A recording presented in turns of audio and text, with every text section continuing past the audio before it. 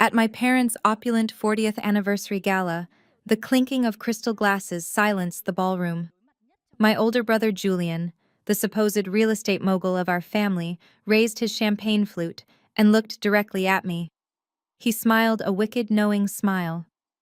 To Kendra, he announced into the microphone, his voice echoing off the vaulted ceilings. To the one who always shows up, broke, needy, and still hoping to matter. The room of 200 elite guests erupted into laughter. My own parents, sitting at the head of the table, chuckled and nodded in agreement. I did not flinch. I slowly stood up, lifted my glass of sparkling water, and stared right back into his eyes. To the desperate one, I replied softly yet loud enough for the microphone to catch. The laughter died instantly. The entire ballroom froze in shock. My name is Kendra, and I am 32 years old. I never expected to be the executioner of my own family legacy. But when blood relatives treat you like a peasant in their kingdom, you have no choice but to buy the castle and evict them. Before I continue this story, let me know where you are watching from in the comments below. Hit like and subscribe if you have ever been the scapegoat of a toxic family and had to build your own table when they refused you a seat. The evening began exactly the way every gathering in my family did, wrapped in suffocating pretension. We were at the most exclusive country club in Atlanta. This was not just a dinner. It was a calculated display of wealth power and what my mother called black excellence. 200 of the city's most influential people were there. Politicians, corporate executives, and generational wealth heirs mingled under massive crystal chandeliers. The floral arrangements alone, cascades of white orchids and imported roses, cost more than what most people make in a year. My mother Vivian wore a custom beaded gown that caught the light with every step. My father Winston stood by her side in a tailored tuxedo, accepting congratulations from everyone who passed. They looked like royalty holding court. And then there was Julian. At 35, Julian was the golden child, the heir apparent to the family name. He paraded around the ballroom like a king, shaking hands and loudly discussing his upcoming luxury eco-resort project. He wore a velvet dinner jacket and an arrogant smirk that never seemed to leave his face. And me. I was the invisible daughter. I sat at table number 4, placed just far enough from the head table to show my rank but close enough to prove to the public that our family was united. I wore a simple black dress, no flashy diamonds, no designer logos screaming for attention. To them, I was just Kendra. The girl who rejected the family business, moved out at 18, and supposedly struggled to make ends meet in corporate America. They thought I was a mid-level employee drowning in student debt. They had no idea who I really was. For my entire life, I was the designated failure. If I got a bad grade on a test, it was proof I lacked focus. If Julian wrecked his expensive sports car, it was just boys being boys, and my father would buy him a new one the next day. They funded his every venture, his every mistake, and his every lavish vacation. When I asked for help paying for my college tuition, my mother told me that giving me money would be a poor investment because I lacked the aggressive edge needed to succeed. So I took out loans. I worked 2 jobs. I built my life in the shadows while they bathed in the spotlight. Sitting at that table watching them perform for the crowd, I felt a familiar coldness wash over me. The guests were dining on filet mignon and lobster tail, drinking vintage champagne, and praising my parents for raising such a wonderful son. Several of my aunts and uncles came by my table, offering me pitying smiles. They would pat my shoulder and say things like, "Keep working hard, sweetie. Maybe Julian will give you a job at his new resort." I simply smiled, politely, nodded, and sipped my water. I knew something they did not. I knew the velvet ropes they were standing behind were about to collapse. The jazz band finished their set, and the event planner signaled for the speeches to begin. My father took the microphone first.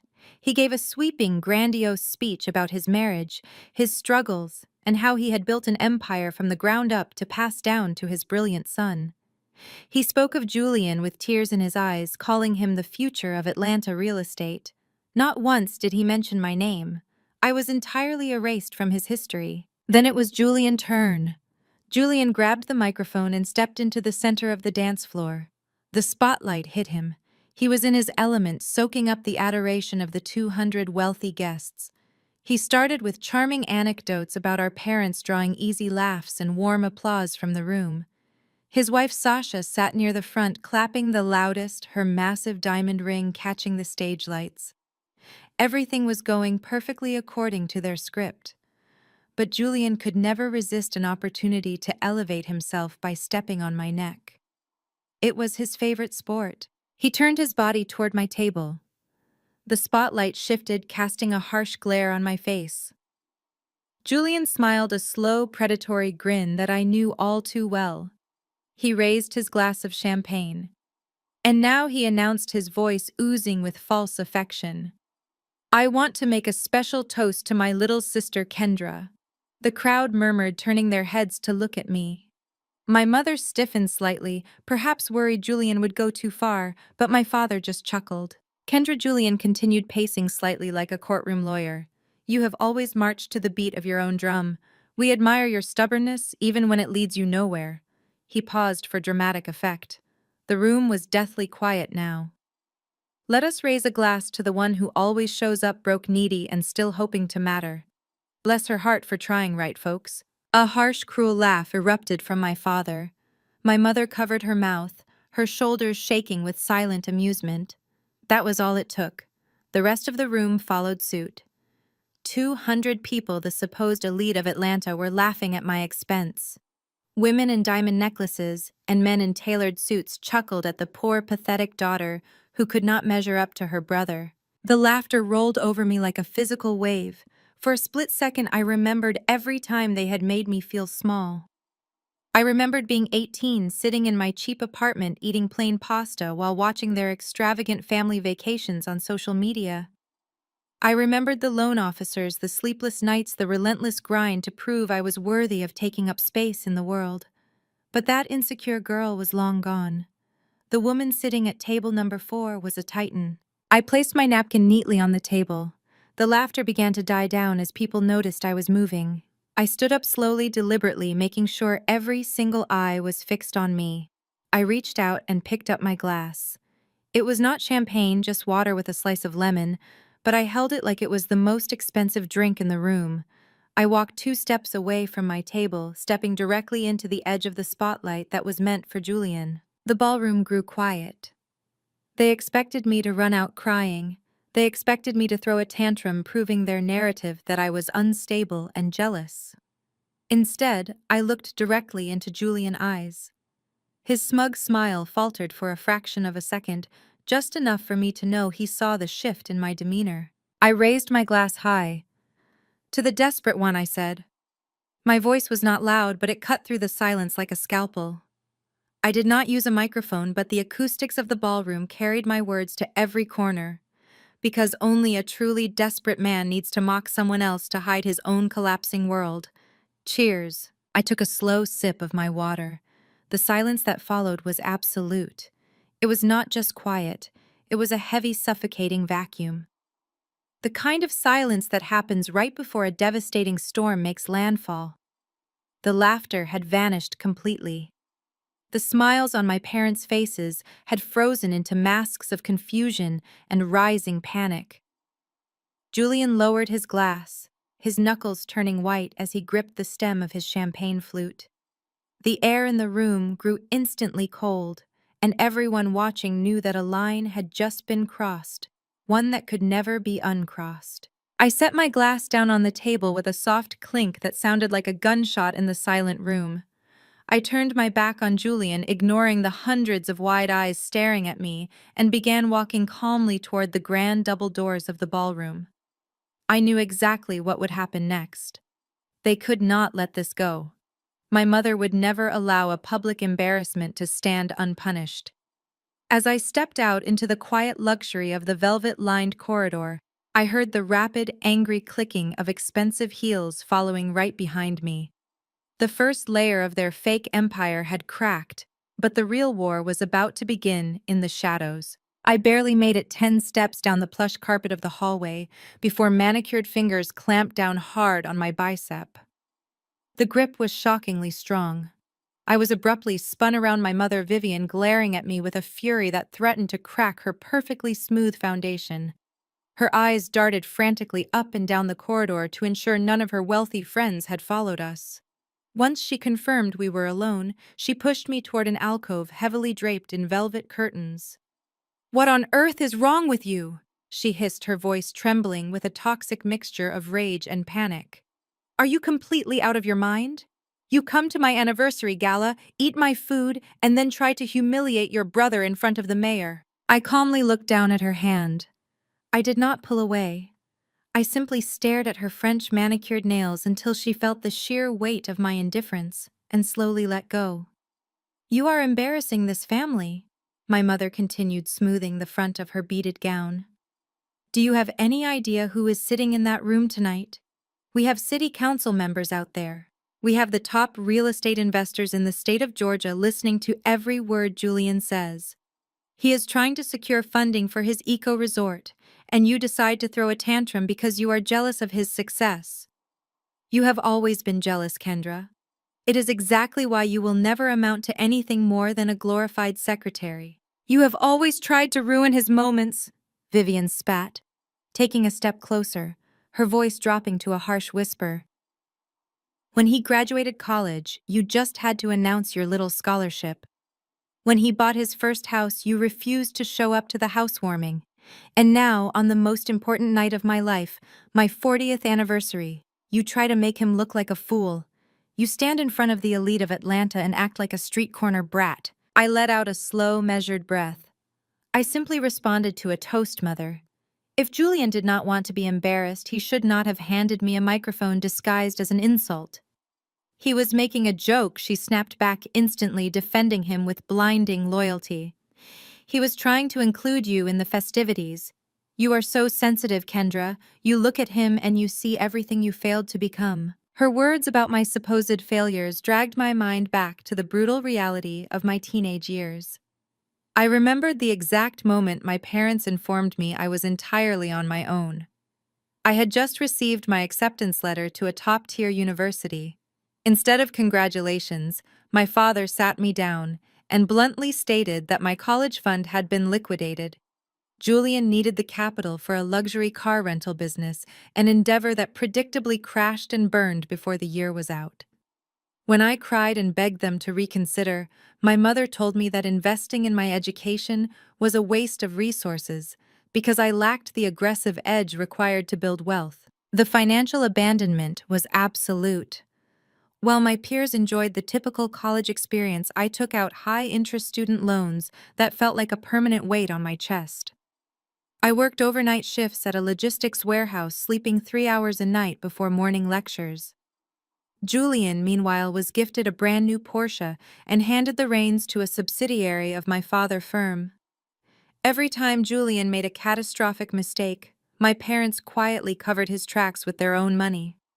He was insulated from the consequences of his incompetence, elevated by their desperate need to present a successful black male heir to their social circle. They never realized that by throwing me to the wolves, they were teaching me how to lead the pack. While Julian was busy taking out exorbitant loans to maintain his facade of wealth, I was mastering the dark arts of high finance. I entered the cutthroat world of private equity, learning how to identify vulnerable assets and execute hostile takeovers. I weaponized the financial exile they forced upon me. They thought I was a harmless, low-level employee drowning in debt. They had no idea I spent my days destroying men twice as smart and 10 times as ruthless as my brother. Just as my mother opened her mouth to deliver another barrage of insults, the sharp, rhythmic clicking of high heels echoed against the marble floor. The suffocating scent of expensive perfume announced her arrival seconds before she stepped into view. Sasha, Julian's wife, strutted down the hallway with the aggressive confidence of a woman who believed her marriage certificate made her royalty. At 30, Sasha was the ultimate accessory to Julian manufactured image. She was striking, always perfectly styled, and completely obsessed with status. Tonight she was wearing a skin-tight emerald green gown that left little to the imagination. But the most prominent feature of her outfit was the massive cushion-cut diamond ring on her left hand, which she made a point to display with every exaggerated hand gesture. She came to a halt next to my mother, placing a manicured hand on her hip.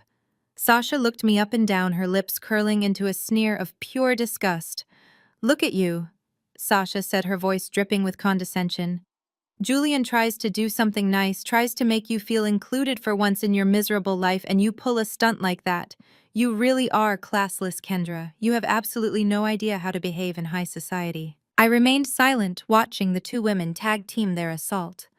Sasha stepped closer, her eyes scanning my outfit. She let out a short, mocking laugh. "And what are you even wearing? Did you buy that off a clearance rack at a department store?"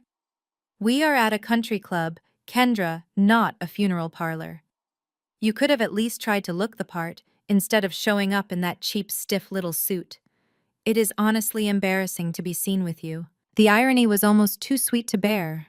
Sasha was currently mocking a custom-tailored suit woven from imported Italian wool, crafted by a private designer in Milan, who only accepted clients by referral. My outfit cost exactly $10,000 more than the entire down payment on the fake designer bags Sasha paraded around with. I did not wear loud logos or flashy diamonds because true wealth does not need to scream to be heard. But I kept that fact to myself. Letting them believe I was poor was the most crucial part of my strategy. My mother nodded vigorously in agreement with Sasha. "She is right. You look entirely out of place here. You are ruining the aesthetic of the entire evening.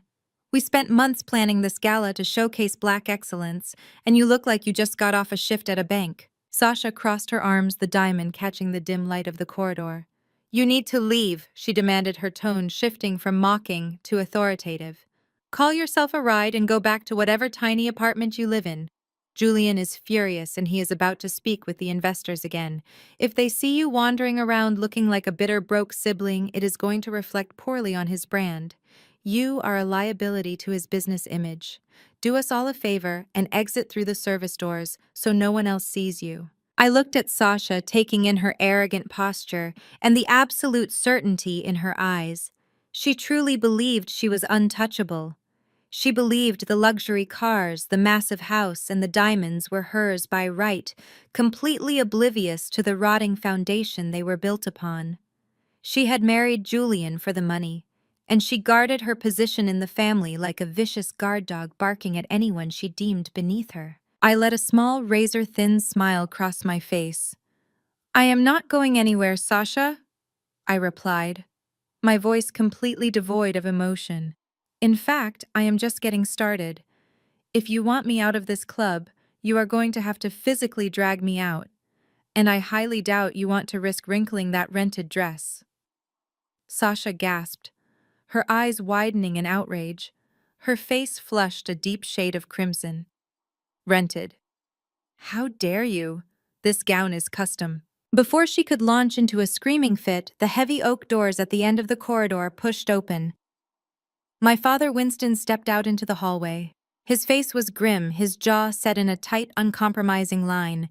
He did not look at my mother or Sasha. His eyes locked directly onto me. "Kendra," he barked, his voice leaving no room for argument.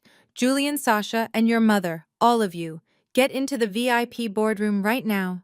We have family business to discuss, and we are going to settle this tonight." My father did not wait for my response. He turned on his heel and marched down the corridor, his heavy footsteps muffled by the thick carpet. I followed him, my mother and Sasha trailing behind me like a pair of anxious vultures. Julian was already waiting by the entrance of the VIP boardroom, leaning against the polished mahogany frame. He had abandoned his public smile. Now he just looked exhausted and cornered. The VIP boardroom of the Atlanta Country Club was designed for the kind of conversations that altered the city landscape. It was completely soundproof with heavy velvet curtains drawn tightly over the floor-to-ceiling windows. A massive oval mahogany table dominated the center of the room, surrounded by high-backed leather chairs. Winston ushered us all inside. The moment my mother crossed the threshold, my father pulled the heavy oak door shut. I heard the unmistakable click of the brass lock engaging. The silence in the room was absolute, a stark contrast to the lively jazz music echoing in the ballroom just down the hall. My father walked to the head of the table and sat down, gesturing for the rest of us to take our seats. Julian and Sasha took the chairs on his right, sitting close together to form a united front. My mother sat on his left. I remained standing near the door, my arms crossed over my chest. "Sit down, Kendra," my father ordered, his voice echoing slightly in the large empty room. "We do not have much time before people start wondering where the guest of honor has gone." I slowly walked to the far end of the table, taking the seat directly opposite him. I did not lean back in the leather chair. I sat on the edge, my posture perfectly straight, my eyes locked on him. "I am listening," I said quietly. My father let out a heavy sigh, running a hand over his face. He looked older in the harsh overhead lighting, the stress of maintaining his empire finally beginning to show in the deep lines around his mouth. "Julian Resort Project has hit a snag," he began, his tone clinical and detached, as if he were discussing the weather rather than the potential collapse of his golden child business. "He needs a temporary liquidity injection to satisfy some impatient investors and keep the construction moving forward." I raised an eyebrow. A snag. That is an interesting way to describe a catastrophic failure of management. Julian slammed his hand on the table, glaring at me. "Shut up, Kendra. You do not know the first thing about commercial real estate development. You sit in a cubicle all day. You have no idea the kind of pressure I am under to keep this family name relevant in Atlanta." I ignored Julian completely, keeping my focus entirely on my father. And what does Julian failure have to do with me? Why am I locked in a soundproof room while 200 people drink your champagne in the next room? My father reached into the breast pocket of his tuxedo and pulled out a thick document. It was bound in blue legal backing, the crisp white pages stark against the dark wood of the table. He slid it across the polished surface. It stopped exactly 3 inches from my hands. "Your grandmother left you a trust fund," my father said slowly, watching my face for any reaction. $2 million to be accessed when you turn 35. We need that money now, Kendra. Julian needs it to bridge the gap until his next round of funding comes through. I stared at the document. It was a complete relinquishment of rights. They were asking me to sign away the only thing my grandmother had ever given me. The only piece of my family legacy that had not been tainted by their favoritism and greed. Grandma Dorothy had been the only person in this family who saw me. She knew how my parents treated me, and she had quietly set up the trust fund to ensure I would never be completely destitute. I did not need the money now, but the principle of the matter ignited a cold, quiet fury in my chest. "You want me to give Julian $2 million?" I asked, my voice dangerously calm. "So he can pour it into a failing resort project that has not broken ground in 6 months. It is a loan," Sasha interjected, her voice shrill and defensive. "Julian will pay you back with interest as soon as the resort opens. You should be honored to help the family instead of being so selfish." I finally turned my gaze to Sasha. "Do you understand what liquidity means, Sasha? It means cash. And if Julian is desperate enough to try and steal his little sister trust fund, it means he is completely out of cash. It means the banks have cut him off. It means the private investors have stopped returning his calls. It means he is drowning." Julian's face flushed dark red. "I am not drowning," he yelled, standing up from his chair. "I am managing a complex portfolio of assets. You would not understand the strategy if I drew it in crayon for you. Just sign the damn paper, Kendra. It is family money anyway. It should have gone to me in the first place. I built this brand. I am the face of this family." I looked back at my father. "And if I refuse to sign, what is your plan?" Winston leaned forward, folding his hands on the table. His expression was completely devoid of paternal affection. He looked at me exactly the way he looked at a hostile competitor in a boardroom. "If you refuse to sign," he said quietly, "we will challenge your mental competence in court. We will argue that you are unfit to manage such a large sum of money. We have doctors who will testify to your history of emotional instability. We will tie that trust fund up in litigation for the next 2 decades. You will spend every penny you earn paying lawyers just to fight us. And in the end, you will lose." The threat hung in the heavy soundproof air. It was a masterclass in manipulation and extortion. They were prepared to destroy my reputation, drag my name through the mud, and bankrupt me in court, all to protect Julian Ego and his failing business. My mother finally spoke up, her voice trembling with a terrifying blend of desperation and malice. "Do not force us to do this, Kendra. Just sign the paper. You have a decent job. You do not need that money. Julian is building a legacy. He is carrying the family name. You owe him this. You owe us this. For all the years we put a roof over your head and fed you." I looked at the three of them. My father, the ruthless patriarch willing to crush his own daughter to save his son. My mother, the enabler who believed that Julian's success was the only metric of her own worth. And Julian, the golden child, arrogant and completely incompetent, hiding behind his parents' money and power. They truly believed they held all the cards. They believed I was trapped. They believed they could break me with a single legal document and a few hollow threats. They had absolutely no idea who was sitting across the table from them. I did not reach for the pen. I slowly leaned back in my leather chair, steepling my fingers together. I let the silence stretch, forcing them to sit in the suffocating tension of their own making. Julian wiped a bead of sweat from his forehead. Sasha nervously twisted her massive diamond ring. My father, jaw tightened, clearly frustrated by my lack of compliance. "You think you have this all figured out, do you not?" I said softly, breaking the silence. "You think you can lock me in a room, threaten me with a fabricated lawsuit, and steal my inheritance to plug the holes in Julian's sinking ship?" I reached out and pulled the document closer to me. I did not open it. I simply traced the edge of the paper with my index finger. "You hired expensive lawyers to draft this. You probably paid them a retainer that could have covered a month of Julian construction costs. But you made a fatal error, Winston. You underestimated your opponent." My mother slammed her hands flat on the table, leaning forward so far I could smell the sharp tang of gin on her breath.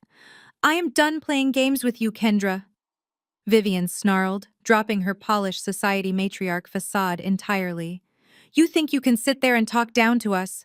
You think you are untouchable in your little corporate job just because you ran away from your family. You are nothing. And if you do not sign that paper right now, I will make sure you lose everything you have managed to scrape together in your pathetic life." I tilted my head, keeping my expression perfectly neutral. "Is that a threat, Mother?" "It is a promise," she replied, her voice dropping to a venomous hiss that echoed in the soundproof room. "Do you remember the summer you turned 20? The summer you begged your father for an internship and worked in the accounting department of our real estate firm?" I remembered it perfectly. It was the only time I had ever been allowed inside the family business, and they had me filing invoices in a damp, windowless basement room while Julian occupied a corner office on the top floor. We still have the digital logs from that summer. My mother continued, a cruel, triumphant smile spreading across her heavily made-up face. And Julian just happened to find some alarming discrepancies in the archives.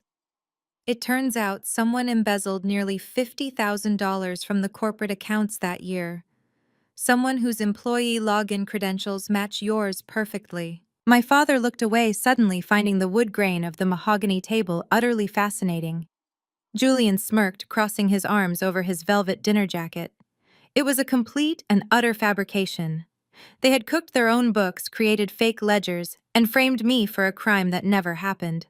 They had held this forged evidence in their back pocket for a decade, just in case they ever needed a heavy leash to control me. "We have the forged documents ready to be sent directly to the district attorney," Julian chimed in, his voice dripping with false sympathy. "Embezzlement is a serious felony, Kendra. We also have a special package prepared for the Human Resources Department of your current employer. How long do you think you will keep your precious little cubicle job when they find out you stole from your own family? You will be fired by noon, arrested by dinner, and completely ruined for the rest of your life." They waited for the explosion. They expected the tears, the screaming, the desperate begging that usually follows when a person realizes their own flesh and blood is willing to send them to federal prison over a cash dispute.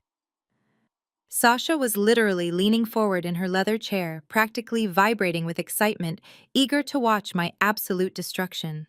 She looked like she was watching reality television. I felt my pulse against my wrist. It was completely steady. The sheer audacity of their plan did not terrify me. It liberated me. Any lingering shred of familial obligation I might have held on to evaporated instantly in that soundproof room. They had just given me permission to absolutely destroy them without a single ounce of guilt. I did not scream, I did not cry, I did not beg for mercy. I reached into my leather tote bag. The smooth motion caught them off guard. Julian flinched slightly, perhaps thinking I was reaching for my phone to call the police. Instead, I pulled out a sleek black leather case. I opened it, retrieved my Tom Ford reading glasses, and deliberately slid them onto my face. Then I reached out and pulled the thick blue-backed legal document to the center of my personal space. I opened the cover page and smoothed the crisp white paper flat against the table. "What are you doing?" Sasha snapped, her voice breaking the heavy silence. "She just told you you are going to jail. Did you not hear her?" "I am reading the terms of my surrender, Sasha," I replied calmly without looking up from the page. A smart woman always reads what she is signing, even when she has a gun pointed at her head. I began to read. The room was deathly quiet, save for the crisp sound of the pages turning. I took my time.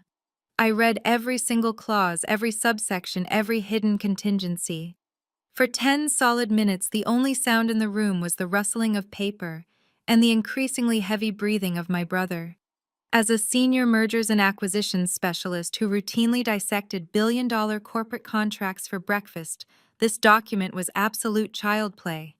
It was the legal equivalent of a toddler finger painting. When I reached page 12, a soft, genuine laugh escaped my lips. I could not help it. It started as a low chuckle and grew into a clear, bright sound of pure amusement. I shook my head, tapping my manicured nail against a dense block of legal text. Julian's face tightened. "What is so funny?" he demanded, shifting uncomfortably in his chair. He hated being laughed at more than anything else in the world. I took off my reading glasses and rested them on top of the contract. I looked directly at him, my eyes filled with mocking pity. "Who drafted this for you, Julian? Was it the expensive law firm downtown, or did you hire a first-year law student off the internet to save a few bucks?" Winston frowned deeply, finally looking up from the table. "We use Harrison and Vance. They are the top corporate attorneys in Atlanta. We pay them a massive retainer." "Well, Winston, you need to call them tomorrow morning and ask for a full refund," I said, leaning forward and turning the document around so it faced them. "Because Harrison and Vance just served your golden boy on a silver platter. Let us look at Section 4, Clause B, the indemnity clause." I pointed firmly to the paragraph. This clause states that upon the transfer of the trust funds, the recipient assumes all prior tax liabilities associated with the capital gains of the principal amount. "Do you even know what that means, Julian?" Julian swallowed hard, his eyes darting to the text. "It means you pay the taxes before you hand the money over to me." I smiled a wide, terrifying smile. "No, Julian. It means the exact opposite. My grandmother trust was heavily invested in high-yield tech stocks that have appreciated significantly over the last 15 years. The capital gains taxes on a sudden $2 million liquidation will be roughly 40%. By signing this specific document, I transfer the money to you, but the tax liability transfers right along with it. The Internal Revenue Service will be knocking on your door for $800,000 within 30 days of the transfer. Do you have $800,000 in liquid cash to give the federal government, Julian?" Julian's face drained of all color. He looked like he had just been punched in the stomach. He looked at my father, sheer panic flashing in his eyes. "Dad, is that true?" Winston snatched the document across the table, hastily putting on his own glasses to read the clause. His jaw clenched tight as his eyes scanned the legal jargon. He realized instantly that I was completely right. "But wait, there is more." I continued, my voice bright and conversational, driving the knife in deeper and twisting it. Turn to page 19. The subordination agreement. Your high-paid lawyers drafted this assuming the trust is entirely liquid cash sitting in a checking account. It is not. 30% of the trust is tied up in municipal bonds that do not mature for another 5 years. If you try to force an early withdrawal, there is a massive penalty fee applied by the bank. Furthermore, this amateur contract completely fails to account for the generation-skipping transfer tax. You thought you were stealing $2 million tonight. In reality, after the taxes, the penalties, and the inevitable IRS audits, you would be left with barely $600,000. And Julian still needs $15 million to save his sinking resort project. I sat back in my chair, folding my hands neatly in my lap. You brought me in here to extort me for a life raft. But the raft you built is full of holes, and you are too financially illiterate to even realize you are drowning. Sasha looked utterly horrified. She turned on Julian, her voice rising in pitch until it was almost a shriek. You told me this was a sure thing. You told me we were getting $2 million tonight to pay off the contractors and save the house. You absolute idiot, did you even read the paperwork before you brought it here? Shut up, Sasha, Julian hissed, his hands trembling slightly as he grabbed the contract back from Winston. He was sweating profusely now. Fine beads of perspiration lined his forehead, ruining his perfectly styled appearance. He loosened his silk tie, suddenly finding it hard to breathe in the climate-controlled room. He looked exactly like what he was, a trapped, incompetent animal. Winston was completely silent. He looked at me, truly, looked at me perhaps for the very first time in my adult life. The dismissive, arrogant, paternal glare was gone from his eyes, replaced by a cautious, highly calculating stare. He was a ruthless businessman above all else, and he had just watched the daughter he had always dismissed as a failure expertly dissect a complex financial trap in under 10 minutes without breaking a single sweat. You understand complex contracts, Winston said slowly, his voice tight with an unfamiliar emotion that sounded dangerously close to respect. I understand power, Winston, I corrected him coldly. I understand leverage, and I deeply understand that a man who has to threaten his own daughter with fake embezzlement charges just to save his son is a man who has completely lost control of his empire. My mother stood up violently, her chair scraping loudly against the hardwood floor. Her face was twisted in ugly rage. You arrogant little brat! I do not care about the tax clauses or the municipal bonds. I will still send those forged ledgers to the police. I will still ruin your life if you do not find a way to fix this mess right now. I picked up my reading glasses and placed them back in their sleek case. The sharp snap of the leather case echoed like a judge gavel in the quiet room. Go ahead, Vivian. Send them. Call the police right now. In fact, let me dial the district attorney direct line for you. I reached into my bag and pulled out my phone, sliding it across the polished mahogany table toward her. Call them. Because the absolute second you submit those fake ledgers, you commit federal fraud.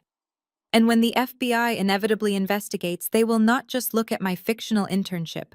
They will look at the entire corporate history of Julian Shell Companies. They will find the commingled funds, the heavily inflated appraisals, and the offshore accounts he has been using to hide his mounting debts from the investors. You think you have a gun pointed at my head, but you are actually holding a live grenade, and I am the only person in this room who knows the pin has already been pulled. I pushed the blue-backed contract across the polished mahogany surface. It slid smoothly, stopping right at the edge of the table near Julian. I am not signing your amateur paperwork, I stated, my voice devoid of any warmth. I am not giving you a single dime of my inheritance. And if any of you ever threaten me with fabricated evidence again, I will personally ensure you spend the next decade buried under federal indictments. The room went entirely still for a fraction of a second. Then Julian snapped. The polished veneer of the confident real estate mogul shattered completely. He slammed both of his fists onto the table with such violent force that the heavy wood shuddered. He sprang out of his leather chair, his face contorted into an ugly mask of pure, unadulterated rage. You ungrateful little witch, he screamed, his voice cracking with desperation. You think you are so smart. You think you can just walk in here and ruin everything I have built. I am the one carrying this family.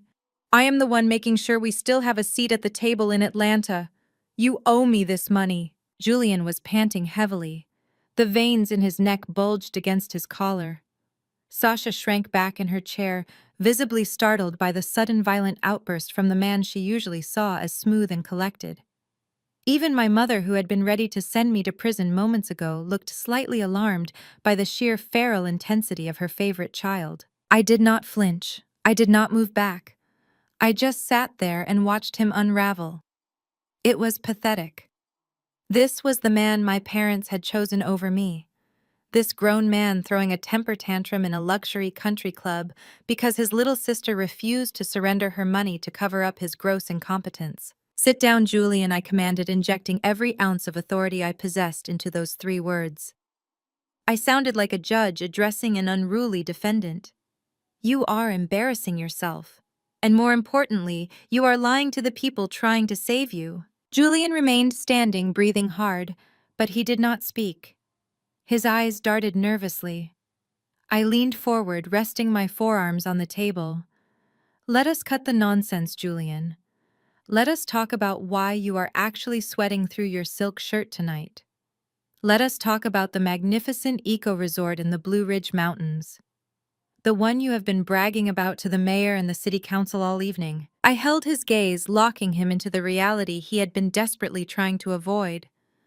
"Why do you need my $2 million so badly, Julian? Why are you willing to commit extortion for a measly $2 million when you currently owe the bank $15 million for a resort that has not seen a single construction crew in over 6 months?" The silence that followed was absolute. It was the kind of silence that physically presses against your eardrums. $15 million, I repeated slowly, letting the massive number hang in the air. "Secured by short-term, high-interest commercial loans that you defaulted on 3 weeks ago. You told everyone tonight that the project was experiencing minor supply chain delays. But the truth is, the contractors walked off the site in April because their checks bounced. The architectural firm sued you for unpaid invoices in May. And the environmental permits you bragged about securing were actually revoked because you tried to bribe a county official to overlook a protected wetland on the property." I watched the blood completely drain from Julian's face.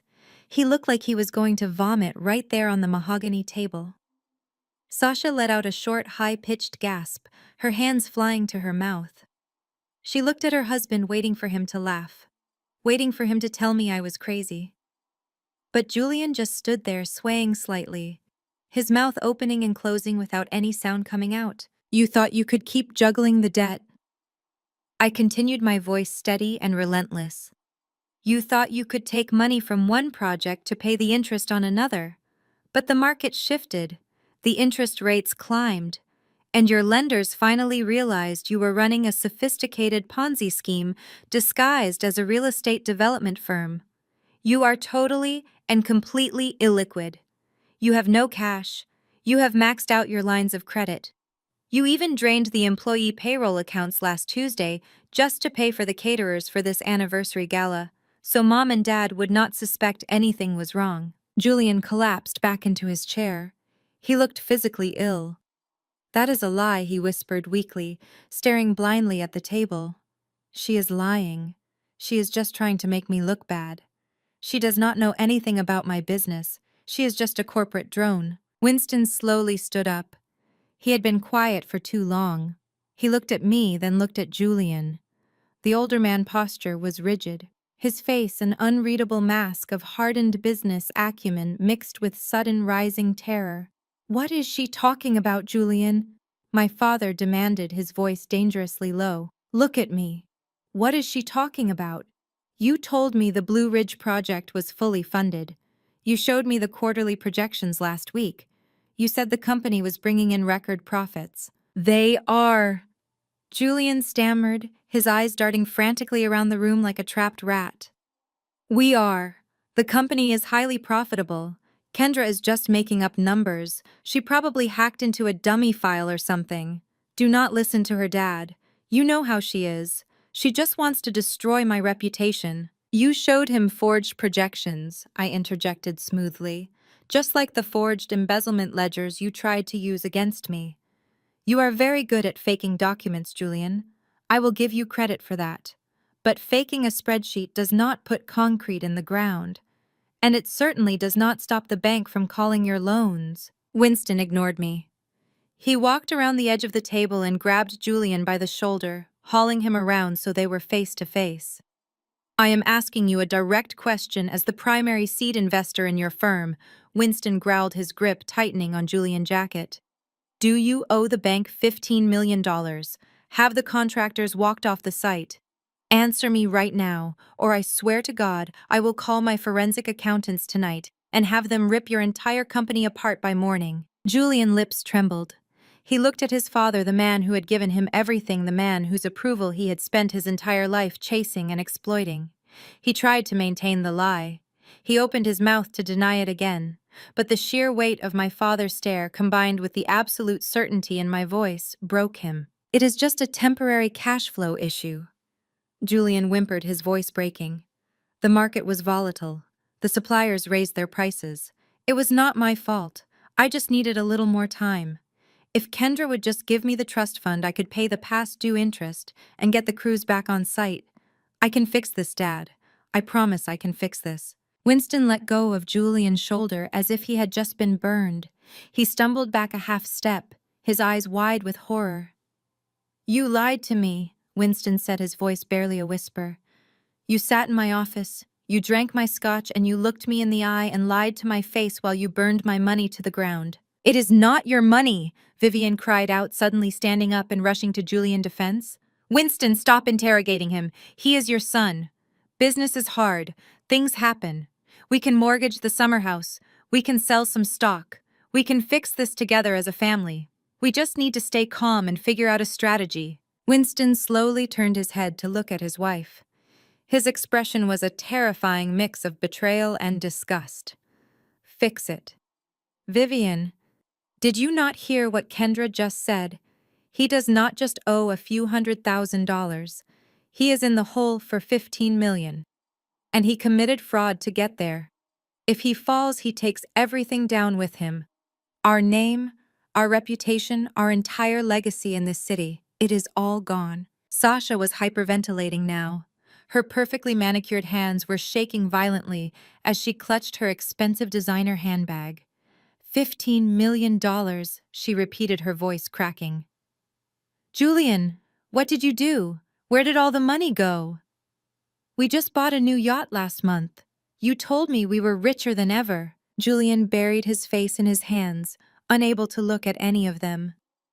The yacht was leased, he muttered through his fingers. And the leasing company is threatening to repossess it next week. The room descended into a chaotic spiral of accusations and panic. Vivian was sobbing, clinging to Julian's arm, while Winston paced the length of the boardroom, running his hands through his thinning hair. Sasha was practically shrieking, demanding to know how they were going to maintain their lifestyle if the banks seized their assets.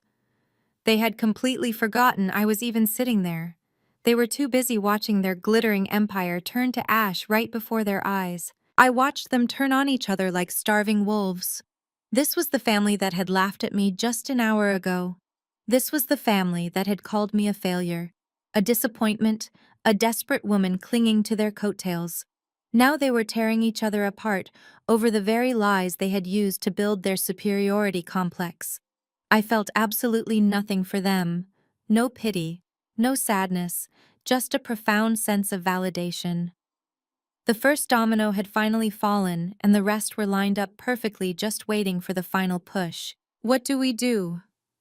Winston asked the room. Though he was mostly talking to himself, his voice was hollow, stripped of all its usual commanding power. We need to find a way to restructure the debt. We need a bridge loan.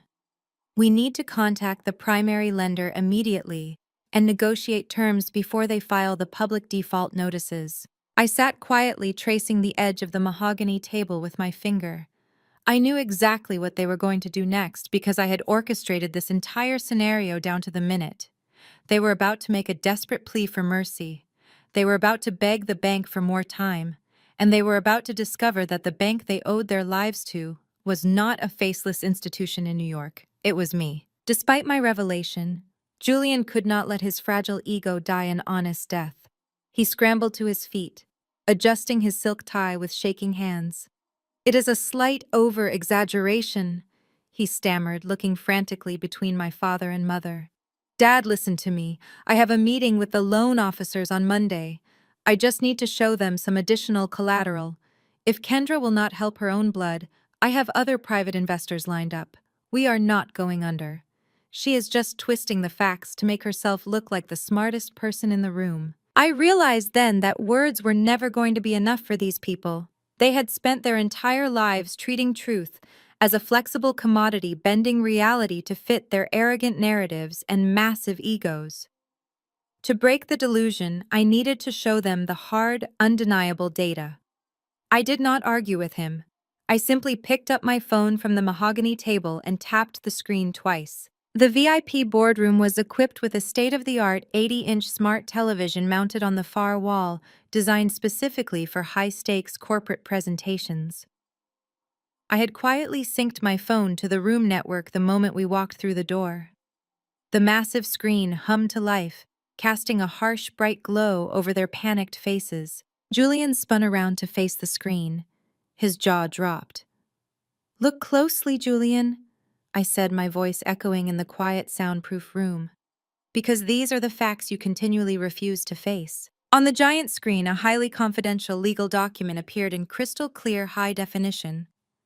The bold black letters at the top read, Chapter 11, Bankruptcy Petition. Below it was the exact legal name of Julian Primary Holding Company, along with his personal signature already inked on the draft line. The date on the document was from 2 weeks ago. "This is the draft your attorneys prepared when the first bank sent their acceleration notice," I narrated, swiping my phone screen to scroll through the pages. "You have not filed it yet, because you were hoping to extort $2 million from me tonight to pay the massive retainer fee required to start the proceedings. You have $42 million in total liabilities across 6 different shell companies and less than $50,000 in liquid cash. You are not just broke, Julian. You are catastrophically in debt." Winston let out a strangled gasp.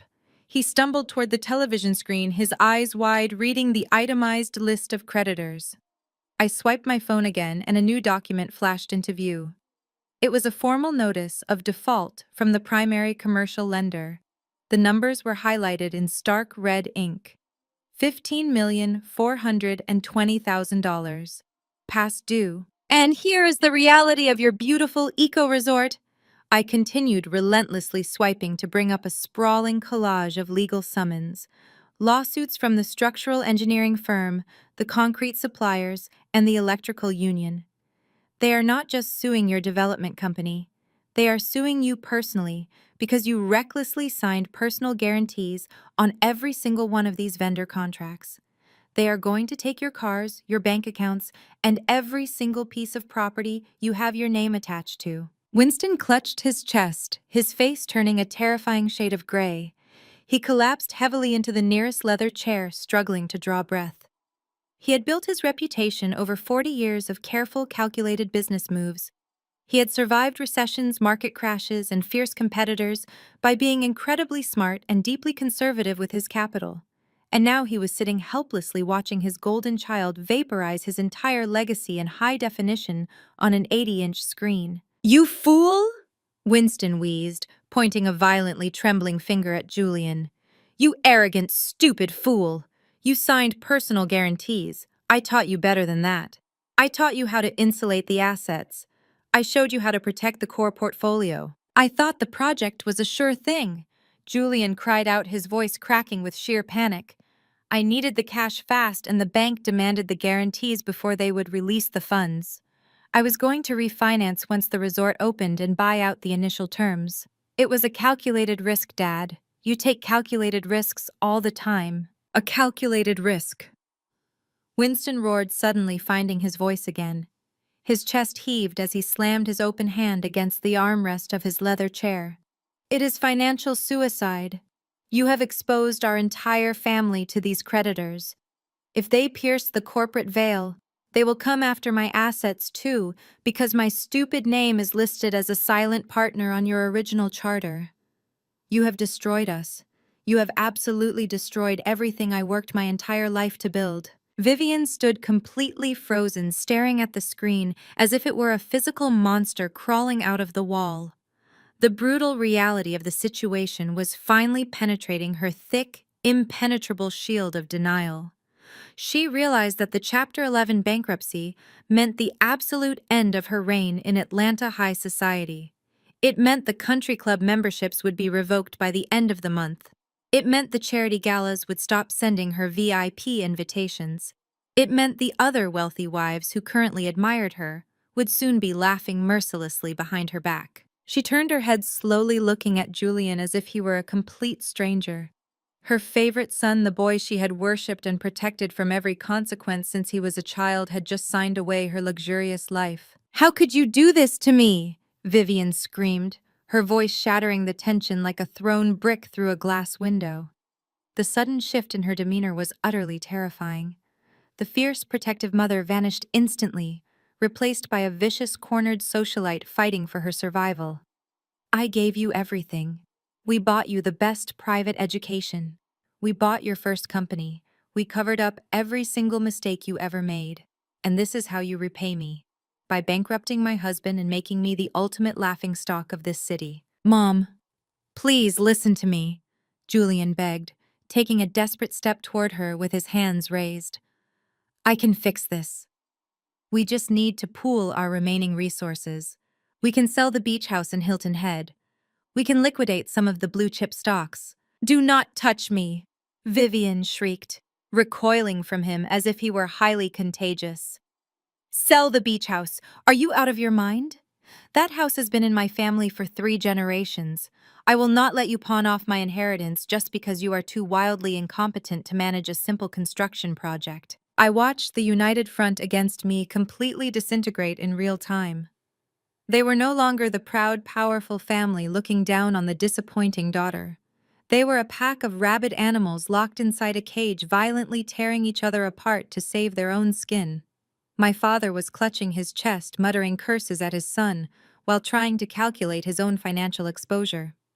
My mother was screaming about her ruined social life and destroyed reputation, entirely unconcerned with Julian's actual well-being. Julian was standing in the middle of the wreckage, crying and screaming back at his parents, completely stripped of his arrogant facade. The velvet dinner jacket he wore now looked like a costume on a terrified little boy. He kept pointing at the television screen, trying to explain away the massive numbers, but his voice was drowned out by Vivian's relentless shrieking. I sat back in my leather chair, perfectly still and perfectly quiet. I watched the chaos unfold with the detached, clinical interest of a scientist observing a volatile chemical reaction. They did not even notice me anymore. I was no longer the target of their rage.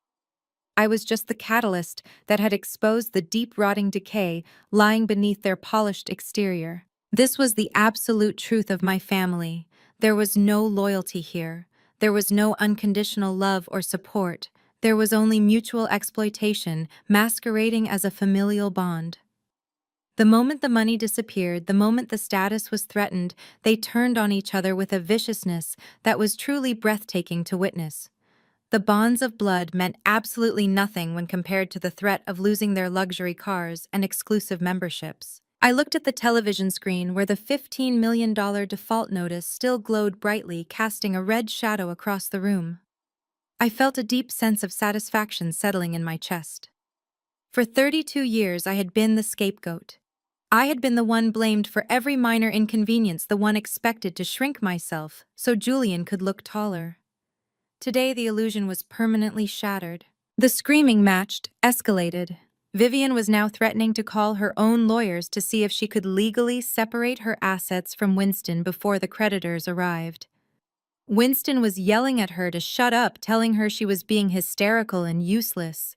Julian was begging them both to stop fighting and help him figure out a strategy. It was a symphony of destruction, and I had orchestrated every single note. But I knew the performance was not quite over. There were still a few more layers to peel back. I reached out and gently tapped my phone screen, turning the television off. The sudden darkness in the room was startling, but it did nothing to stop the screaming. The digital guillotine had dropped, but the blood was still spilling, and the worst was yet to come. I sat in my chair, watching the spectacle with cold fascination. The absolute speed at which their loyalties dissolved was a masterclass in human greed. There was no unconditional love here. Their entire existence was a transactional arrangement, and the currency had just run out. Sasha paced the length of the boardroom, her emerald gown swishing violently around her ankles. She pulled out her phone, her thumbs flying across the screen. I knew exactly what she was doing. She was transferring whatever liquid cash remained in their personal checking accounts into an account solely under her name. She was draining the lifeboats before the ship even fully sank. Vivian collapsed back into her chair, pressing her hands against her temples. Her perfectly coiffed hair was beginning to fray at the edges. The stress of the evening was aging her by the second. She looked over at my father, who was standing perfectly still near the head of the heavy mahogany table. "Winston," she pleaded, her voice cracking. "Do something. You are the head of this family. You have to fix this. You cannot let them take our lives away." Winston did not respond immediately. He stared at the blank wall where the television had been projecting their financial doom. His chest rose and fell in deep, heavy breaths. For decades, my father had been the ultimate patriarch. He ruled his company and his family, with an iron fist demanding absolute perfection and projecting an image of untouchable power. To see him now cornered by his own son incompetence and facing public ruin was a monumental shift in the universe. Suddenly, Winston slammed his fist onto the table. The sound cracked like a whip in the soundproof room. "Enough," he roared. His voice was so loud and so filled with absolute authority that even Sasha stopped texting and looked up. Winston glared at all of them, his eyes burning with a desperate, furious energy. "Stop screaming like a pack of rabid dogs. We are not dead yet. We are the Wilson family. I did not build this empire over 40 years just to let it crumble in a single night, because my son is a fool and his wife is a coward." Sasha opened her mouth to argue, but Winston pointed a sharp, commanding finger directly at her face. "I said enough, Sasha. You file for divorce tomorrow if you want to. But tonight, right now, you are going to sit down, shut your mouth, and let me handle the business. If you walk out that door and breathe a single word of this to the people in the ballroom, I will personally ensure you get absolutely nothing in the settlement. I will drag the divorce out in court for a decade until your lawyer fees bankrupt you. Do you understand me?" Sasha glared at him, but the threat worked. She knew Winston had the resources to make her life a living hell if he chose to. She snapped her phone shut and practically threw herself into the nearest leather chair, crossing her arms tightly over her chest. Winston turned his attention back to Julian. His gaze was devoid of any paternal warmth. It was the cold, calculating look of a CEO trying to salvage a hostile takeover. "Pull yourself together, Julian," Winston commanded, his voice dropping to a harsh, dangerous register. "Wipe your face. You look like a pathetic child. We need a strategy, and we need it right this second." Julian hastily wiped his eyes with the back of his hand, sniffling loudly. He looked terrified of his father. "Yes, Dad." "Okay, what do we do?" "The bank sent the default notice 3 days ago. They gave us 72 hours to cure the default, or they seize the assets. That deadline expires tomorrow morning at 9. Winston began to pace the length of the room, his hands clasped tightly behind his back. He was running through his mental Rolodex, calculating every possible favor he could call in, every political connection he could exploit. "We cannot cure a $15 million default by tomorrow morning," Winston muttered, thinking out loud. "We do not have the liquidity. Selling off assets takes time. We need a bridge, we need an extension." He stopped pacing and looked sharply at Julian. "Who holds the primary paper on this loan? Which bank sent the acceleration notice?" Julian swallowed hard, his Adam apple bobbing nervously. "It is not a traditional bank, Dad. I could not get a traditional bank to underwrite the second phase of the resort because of the zoning issues. I had to go to the private sector. I used a private equity firm." Winston's face darkened. "Private equity? You put our family assets up as collateral to a private equity firm. Do you have any idea how aggressive those sharks are? Who is it? Give me the name of the firm." Julian's hands trembled as he gripped the edge of the mahogany table. "Apex Capital," he whispered. The name dropped into the room like a lead weight. Winston froze. Even Vivian, who rarely paid attention to the specifics of corporate finance, let out a sharp gasp. Apex Capital was not just a firm. In the Atlanta financial district, they were a terrifying legend. They were known as the corporate Grim Reapers. They specialized in acquiring distressed debt, moving in with ruthless efficiency, and stripping the assets of failing companies down to the studs. They did not negotiate. They did not offer second chances. They came in, they foreclosed, and they liquidated everything to maximize their returns. Apex Capital. Winston repeated, the color draining from his face once again. You borrowed $15 million from Apex Capital. Are you completely insane, Julian? They are bloodhounds. They probably knew you were going to default before you even signed the paperwork. They structured this specifically to trap you and take the underlying real estate. I did not have a choice, Julian cried out defensively. They were the only ones willing to give me the capital without requiring a board seat. They promised me favorable terms if I could hit the initial construction milestones. But you did not hit the milestones, did you? Winston fired back, his voice thick with disgust. Because you were too busy leasing yachts and throwing extravagant parties to actually manage the construction site. And now Apex is going to swallow us whole. Winston resumed his pacing, his steps faster and more frantic now. He was a cornered animal, realizing for the first time that his usual tactics might not work. He could not intimidate a firm like Apex. He could not charm them at a charity gala. They only cared about the bottom line, and Julian's bottom line was heavily in the red. We have to call them, Winston said, finally stopping at the head of the table. We cannot wait until tomorrow morning. If they file the public foreclosure notices at 9 a.m., the media will have it by noon. The scandal will tank my company stock before the market closes. We have to stop them tonight. Call them, Vivian asked, her voice trembling. Winston, it is almost 10 o'clock at night. You cannot call a corporate office now. Nobody will be there. Winston waved a dismissive hand at her. Money never sleeps, Vivian. The executives at Apex are not working bankers' hours. They are probably sitting in some high-rise downtown right now, waiting to hit the execution button on our lives. I have to get ahead of this. He reached into his tuxedo jacket and pulled out his phone. I know a guy who sits on the advisory board of the local Chamber of Commerce. He told me once that he plays golf with one of the senior partners at Apex. I am going to call him right now. I am going to get the direct line to the CEO of Apex Capital. Sasha let out a bitter, mocking laugh. And what exactly are you going to say to the CEO of a multi-billion-dollar private equity firm, Winston? Please do not take my son toys away. He promises to be a good boy next time. Winston glared at her with such pure hatred that Sasha actually shrank back in her chair. I am going to do what I have always done, Winston growled. I am going to negotiate.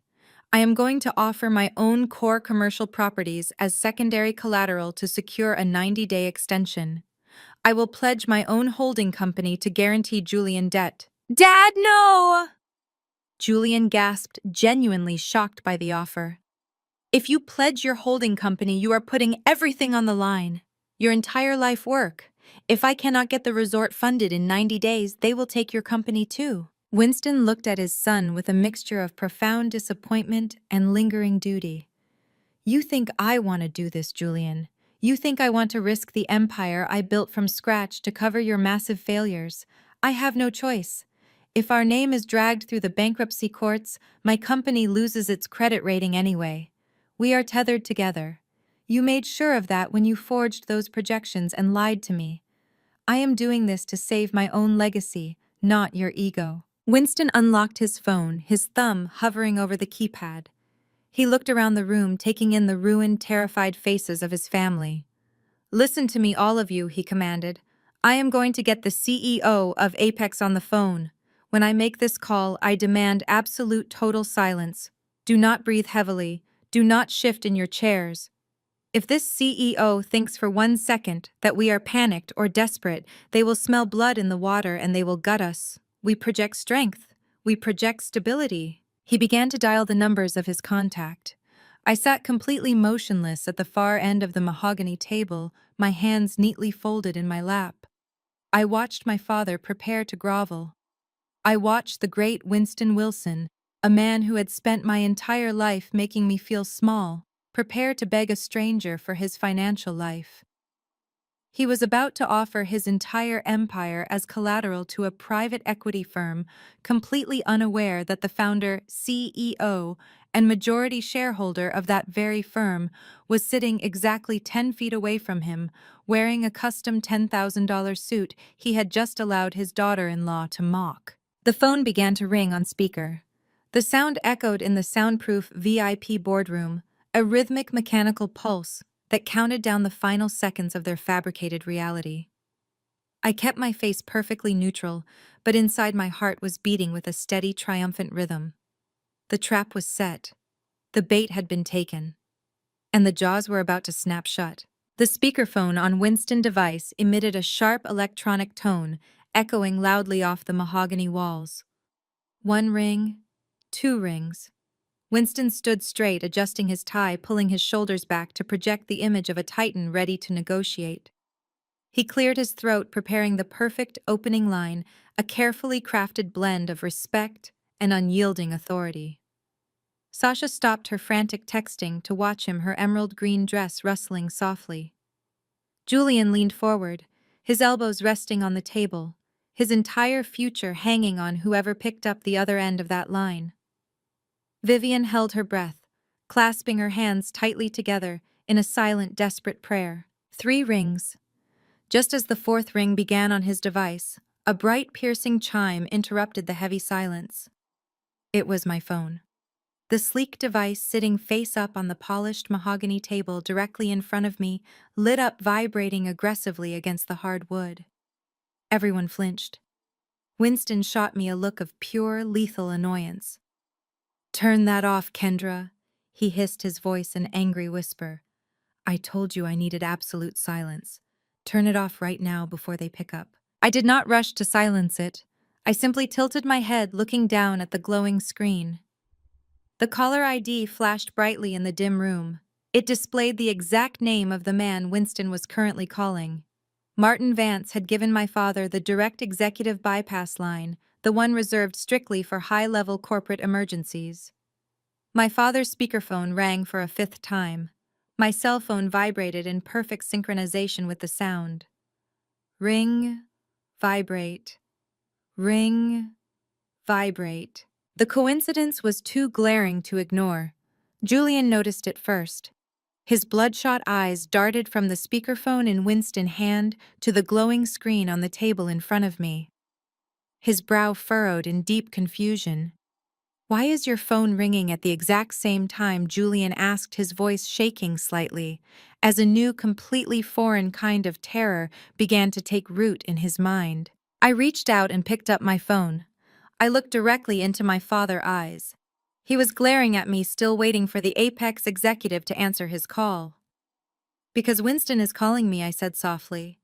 I tapped the red button on my screen. Instantly, the ringing on Winston's speakerphone stopped. The automated voice of my personal corporate voicemail filled the room, broadcasting loudly from the device in my father's hand. "You have reached the executive office of the Chief Executive Officer at Apex Capital. I am currently unavailable. Please leave a detailed message and my legal team will review your inquiry." Winston stared at his phone as if it had just turned into a venomous snake. He looked at the screen, confirming the number he had dialed, and then looked back at me. His mouth opened, but no words came out. The connection was too impossible for his arrogant mind to process.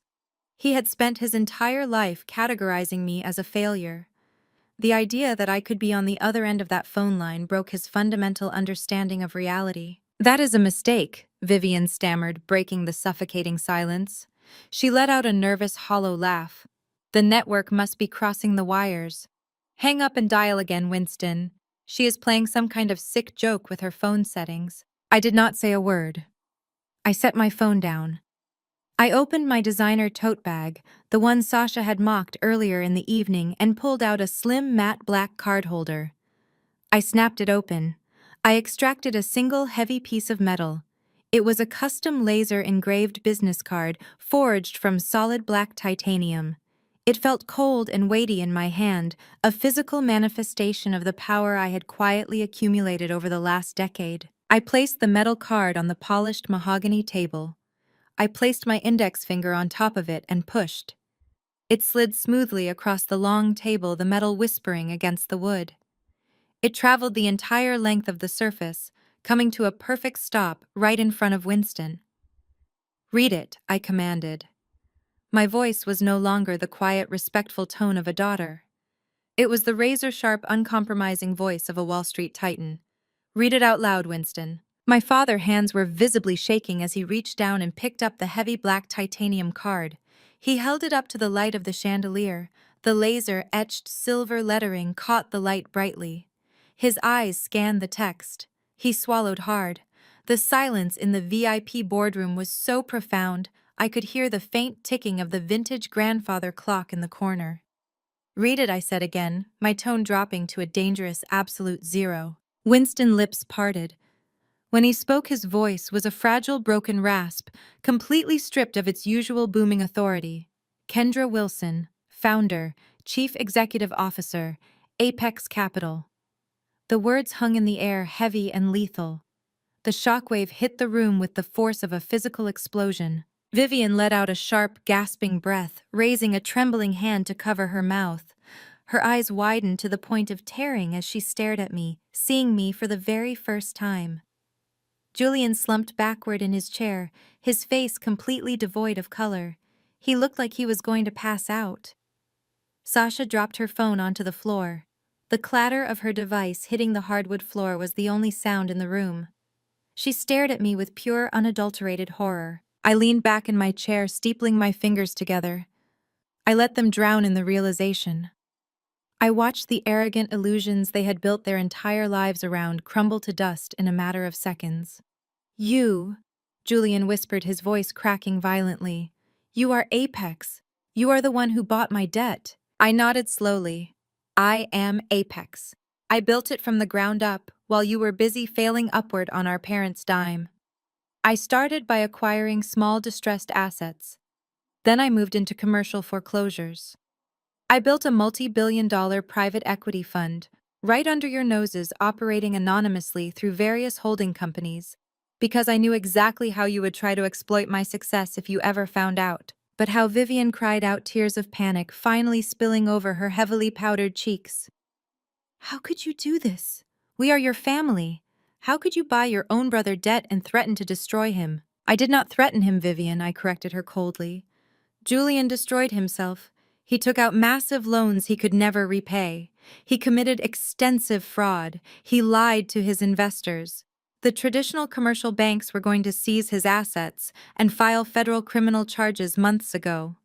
The only reason he is not currently sitting in a federal holding cell awaiting trial is because I stepped in and quietly purchased the paper on his debt before the federal investigators got involved." Winston was still staring at the black titanium card in his hand. He looked completely defeated.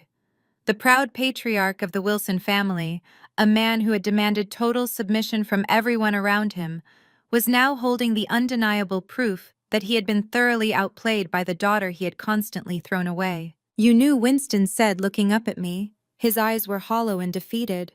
"You knew he was defaulting, you knew he was completely bankrupt, and you bought the debt anyway. Why?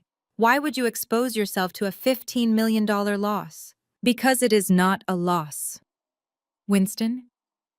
I smiled, a cold, predatory expression that made Julian physically flinch. "Apex Capital does not take financial losses. We take valuable assets." I knew Julian was defaulting because my team of financial analysts had been tracking his fraudulent shell companies for 2 years. When the banks got ready to foreclose, I swooped in and bought the debt for pennies on the dollar. I own the paper on the Blue Ridge Eco Resort. I own the paper on his commercial leases downtown. I even own the secondary mortgages he secretly took out on his own residential properties just to cover his payroll. I stood up slowly, dominating the space in the luxury boardroom. I walked around the edge of the mahogany table, my heels clicking sharply against the hardwood floor. I did not buy the debt to save him. I bought the debt to own him. I bought the debt because I knew that the day would eventually come when he would finally run out of other people's money to steal. And I wanted to be the exact person holding the executioner axe when he did. Julian began to sob loudly. Real desperate ugly tears streamed down his face. He buried his face in his hands, his shoulders shaking violently. "Please, Kendra," he begged, his voice muffled by his palms.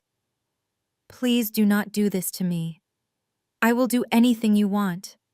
I will sign the entire resort over to you. I will give you all the remaining equity.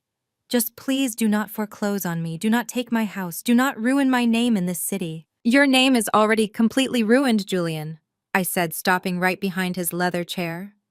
I looked down at his pathetic, trembling form with absolute disgust. "You ruined it the moment you decided to play billionaire with a negative bank account. You ruined it the moment you decided to forge embezzlement records to frame your own sister tonight just to extort my trust fund. You thought I was a desperate broke outcast hoping to matter.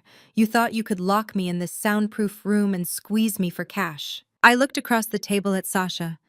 She was absolutely paralyzed. She was staring at me like I was a terrifying ghost.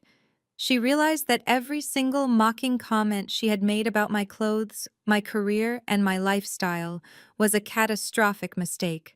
She had just insulted the billionaire woman who held the absolute legal right to repossess the luxury car she drove and the mansion she slept in. "And as for you, Sasha," I said softly, "you were right about one thing earlier tonight. We are not playing games anymore. You wanted to call a divorce lawyer to secure your assets. I highly recommend you make that call immediately, because by tomorrow morning, there will be absolutely no assets left for you to take." Winston placed the black metal business card carefully on the table. He stood up, trying to muster whatever tiny shreds of dignity he had left. He looked at me, his face a complex mixture of fear, awe, and complete submission. He was a seasoned businessman facing a hostile corporate takeover he could not possibly stop. "What are your terms, Kendra?" Winston asked quietly, his voice broken. "What do you want from us? You have proven your point. You have won this war. We surrender completely. What will it take to stop the foreclosure filings tomorrow morning?" I looked at my father. I looked at the man who had denied me my college tuition just to buy his spoiled son a sports car. I looked at the man who had laughed at my expense just an hour ago in a ballroom full of elite guests. I felt a supreme, absolute clarity wash over me. "There are no terms, Winston," I replied, my voice echoing with absolute finality in the soundproof room. "There is no negotiation. There is no extension. The default deadline expires tomorrow morning at exactly 9 o'clock. I am not here to bail you out. I am here to collect." I remained standing at the head of the mahogany table. The shift in power was absolute and irreversible. For my entire life, I had been the one looking up from the bottom of the well, listening to their judgments and absorbing their casual cruelties. Now, I was the one holding the spotlight, casting a long, terrifying shadow over their crumbling dynasty. I reached back into my leather tote bag and pulled out a thick, heavy stack of manila folders. I dropped them onto the polished wood. They hit the table with a dull, heavy thud that made Julian physically jump. "These are not draft agreements or amateur legal threats," I said, my voice sharp and clinical. "These are the finalized court-approved notices of default and foreclosure. They have already been signed by a judge. The ink is dry. The public filings go live on the county database tomorrow morning at exactly 9 o'clock. But since we are family, I thought it would be polite to deliver the hard copies in person." I picked up the first folder and slid it across the table toward my brother. Julian stared at it as if it were a bomb rigged to explode. "Open it, Julian," I commanded.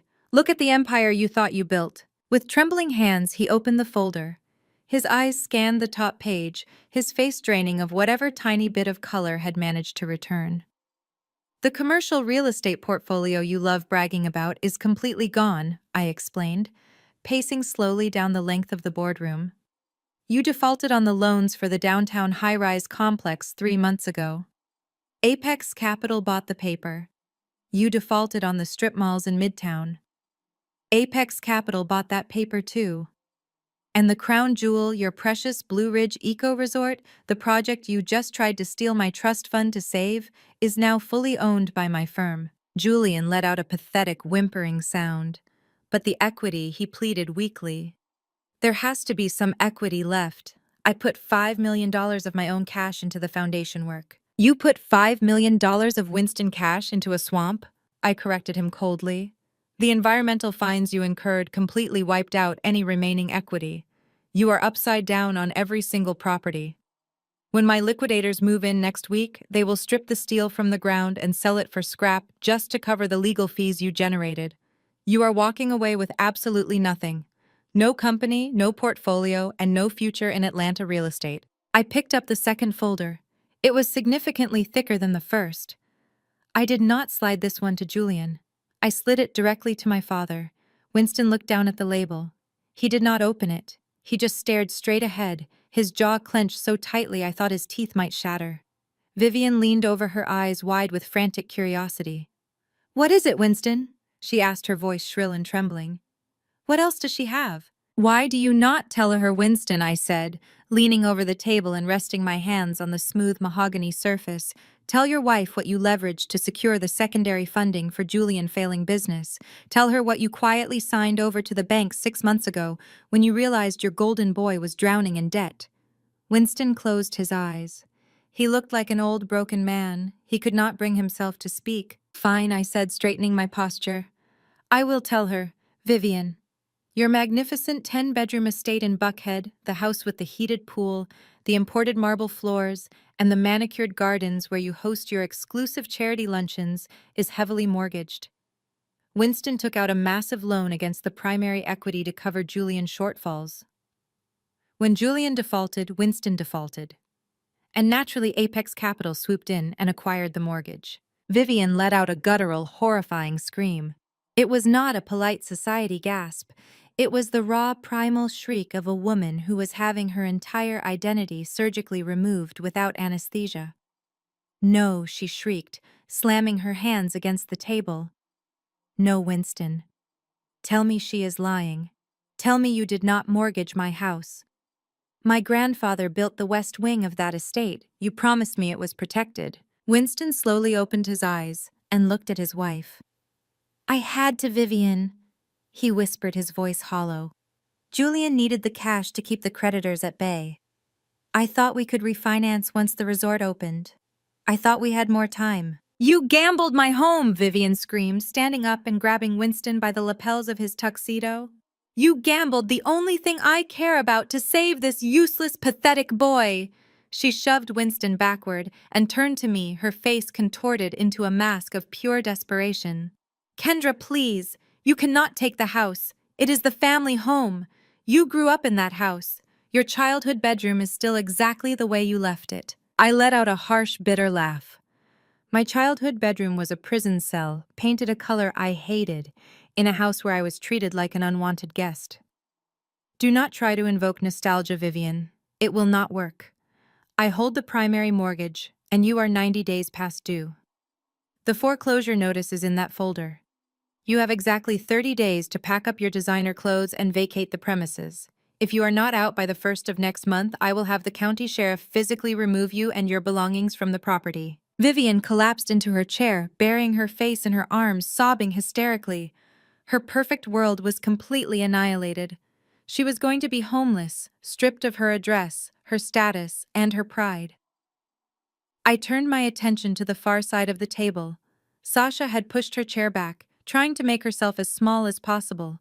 She was clutching her designer handbag against her chest like a shield. She watched me approach with wide, terrified eyes. She knew she was next. I picked up the third and final folder. It was incredibly thin. It only contained a few sheets of paper.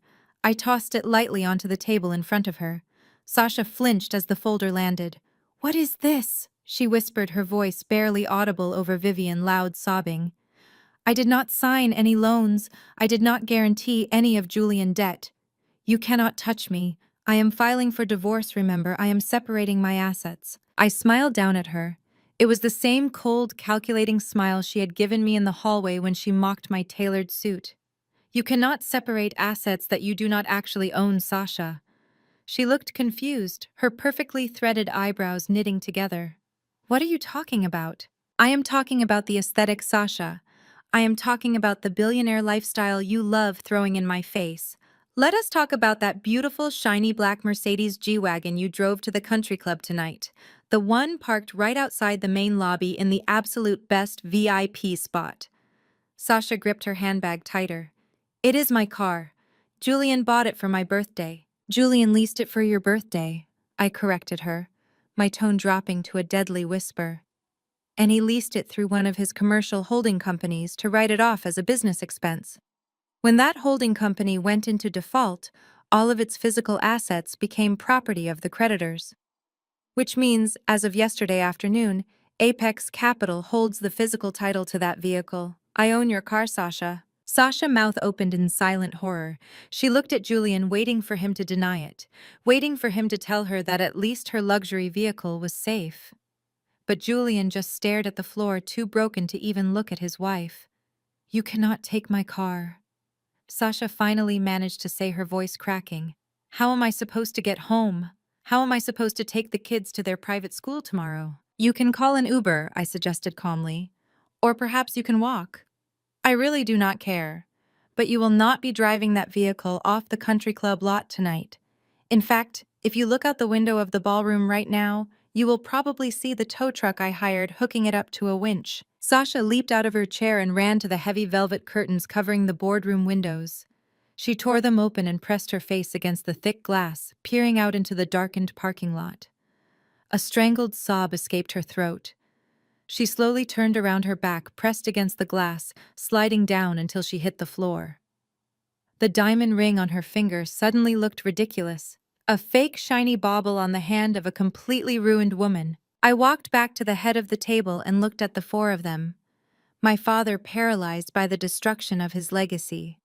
My mother sobbing uncontrollably over the loss of her mansion and social standing. My brother completely broken and facing a lifetime of unpayable debt. And my sister-in-law sitting on the floor mourning the loss of a car she never actually owned. They looked like the survivors of a massive shipwreck clinging to the floating debris of their shattered egos. But I was not the rescue boat. I was the storm that sank them. For years they had demanded my respect, while giving me absolutely nothing in return. They had expected me to show up, smile, and play the role of the grateful, quiet failure. They wanted me to be the dark background that made their false gold shine brighter. Tonight they had pushed me into a corner, locked the door, and threatened my freedom. They thought they were trapping a mouse. They did not realize they had locked themselves inside the cage with a predator. Winston finally looked up from the folder on the table. His eyes were red-rimmed, his face utterly defeated. "Why did you come tonight, Kendra?" he asked, his voice barely a whisper. "If you already owned everything, if the paperwork was already signed, why did you even bother showing up to this party? You could have just let the lawyers handle it on Monday. You came here just to watch us bleed." I stood tall, buttoning the front of my bespoke suit jacket. I looked down at the man who had never once defended me, the man who had laughed when his golden son humiliated me in front of 200 people. "I did not come here to celebrate your anniversary," I said coldly. "I came here to serve you with foreclosure notices." The words hung in the air, cold and immovable.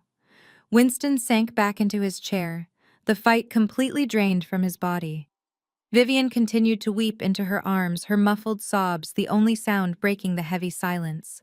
Julian stared blankly at the wall, a broken shell of the arrogant golden child he had been just an hour prior. But Sasha was not done surviving. I watched her slowly pick herself up from the floor by the window. She brushed the invisible dust off her emerald green gown, her eyes darting frantically around the room as she processed her new reality. The gold digger arithmetic in her head was working overtime. Julian was bankrupt. Winston was hopelessly leveraged. The Wilson family name was essentially worthless. There was only one person left in the room with any actual power, and that was me. Sasha walked back toward the mahogany table. She did not look at her husband. She walked right past Julian, intentionally putting physical distance between herself and his sinking ship. She stopped a few feet away from me, her posture entirely transformed. The mocking superior stance she had weaponized in the hallway was gone. In its place was a carefully constructed mask of vulnerability. "Kendra," Sasha began, her voice soft, trembling with manufactured emotion. She reached out, attempting to place a comforting hand on my arm. I took a deliberate step back, letting her hand drop awkwardly into the empty space between us. "Do not touch me, Sasha," I warned her, my voice perfectly level. She swallowed hard, nodding quickly. "I understand. I know you are angry. You have every right to be angry at them." She gestured dismissively over her shoulder toward Julian and Winston. "They treated you terribly. I see that now. They lied to you just like they lied to me." Julian lifted his head, his bloodshot eyes widening in disbelief. "Sasha, what are you doing?" He croaked, his voice thick with exhaustion. "Shut up, Julian!" Sasha snapped, not even bothering to turn around. "You do not get to speak to me anymore. You ruined my life. You lied to me every single day." She turned her focus back to me, her eyes brimming with fresh, highly calculated tears. "Kendra, please listen to me. I had absolutely no idea what he was doing. I thought he was a legitimate businessman. He manipulated me. He kept me completely in the dark about the finances. I was just his trophy wife paraded around to make him look successful to his investors. I am a victim here, too." I raised a single eyebrow, letting her spin her desperate web. "A victim?" "Yes," she insisted, stepping closer, lowering her voice into a tone of conspiratorial sisterhood. "We are both victims of the toxic men in this family. Winston and Julian, they only care about themselves. They use women to build their egos. But you and I, Kendra, we are Black women. We have to navigate this elite society, and it is so hard. We have to stick together. You know how rare it is for one of us to make it to the top like you have. I respect you so much for what you built. I always knew you were smarter than them." I almost laughed out loud at the sheer audacity. An hour ago, my $10,000 bespoke suit was a cheap department store rag, ruining her aesthetic. She had ordered me to leave through the service doors so I would not embarrass her brand. Now, suddenly, I was her wealthy, respected sister-in-arms. Sasha pressed her hands together in a pleading gesture. "I have 2 small children to think about, Kendra. Julian is going to drag us all down into the gutter with his fraud charges and his bankruptcy. You cannot let him take me down with him. You own the title to the Buckhead house. You own the cars. Please just let me keep the house and the Mercedes. Or at least hire me at Apex Capital. I can be a massive asset to you. I know all the socialites in Atlanta. I can bring you high net worth clients. Just give me a way out, sister to sister." I stood there, letting her desperate plea echo in the soundproof room. I looked at her panicked, beautiful face. I let a warm, sympathetic smile spread across my lips. Sasha let out a massive sigh of relief, genuinely thinking she had successfully manipulated me. Her shoulders dropped and she offered a tentative, hopeful smile in return. She thought she had found her new meal ticket. "You are absolutely right, Sasha," I said softly, my voice dripping with false empathy. "Black women do need to stick together. We face unique challenges and loyalty is everything. It is so tragic that Julian kept you entirely in the dark. It is tragic that you were just a helpless, innocent wife who knew absolutely nothing about the missing millions." "Yes, exactly," she breathed, nodding eagerly. "Thank you for understanding, Kendra. I knew you would see the truth." I maintained my warm smile as I reached back into my designer tote bag. I felt the thick, heavy manila envelope waiting at the bottom. I pulled it out, the rough paper scraping against the smooth leather of the bag. Which is why I continued, my voice suddenly dropping its warmth and turning into pure, unadulterated ice. "I find it incredibly fascinating that you have been so busy managing his offshore accounts." I threw the manila envelope onto the polished mahogany table. I did not just drop it. I whipped it across the surface with such intense force that the metal clasp broke open upon impact. A cascade of high-definition 8 by 10 photographs and financial printouts exploded across the wood, sliding directly in front of Julian and Winston. Sasha froze. Her hopeful smile vanished, replaced by a look of absolute paralytic terror. The color completely drained from her face, leaving her looking like a wax figure. She stopped breathing entirely. "What is this?" Winston demanded, leaning forward to look at the glossy photographs scattered across the wood. Julian reached out with a trembling hand and picked up the first photograph. I watched his eyes track the image. It was a crystal-clear, high-resolution shot, taken by the city's most expensive private investigator. It showed Sasha sitting in the dimly lit luxury lounge of the St. Regis Hotel. She was leaning across a small cocktail table, passionately kissing a man who was very clearly not her husband. "Who is that?" Vivian gasped, temporarily stopping her crying to peer over Julian's shoulder. "That," I announced to the room, making sure my voice carried over their shock, "is Terrence, Julian Chief Financial Officer. The man Julian trusted to manage the books for his entire commercial real estate portfolio." Julian dropped the photo as if it had physically burned his fingers. He quickly scrambled to pick up the next one and the next. There were dozens of them. Sasha and Terrence walking into a luxury downtown condo together. Sasha and Terrence drinking expensive champagne on a balcony. Sasha and Terrence boarding a private chartered flight to the Cayman Islands while Julian was desperately in New York begging investors for cash to save his eco-resort. But the photographs were only the appetizer. The real main course was printed on the bank statements underneath them. I pointed to the stack of documents. "Julian, while you were forging documents to extort your little sister tonight, your brilliant wife and your loyal CFO were busy robbing you blind. Terrence has been systematically siphoning the last remaining liquid cash from your shell companies. And Sasha has been moving those funds into a hidden offshore trust in the Caymans, an account securely listed entirely under her maiden name." "No," Julian whispered, his eyes frantically scanning the highlighted bank transfers. Transfers of $50,000, $100,000, $200,000 at a time, totaling over $3 million. The money he thought he had lost to market fluctuations had actually been stolen by the woman sleeping next to him. Sasha backed away from the table, her hands raised defensively.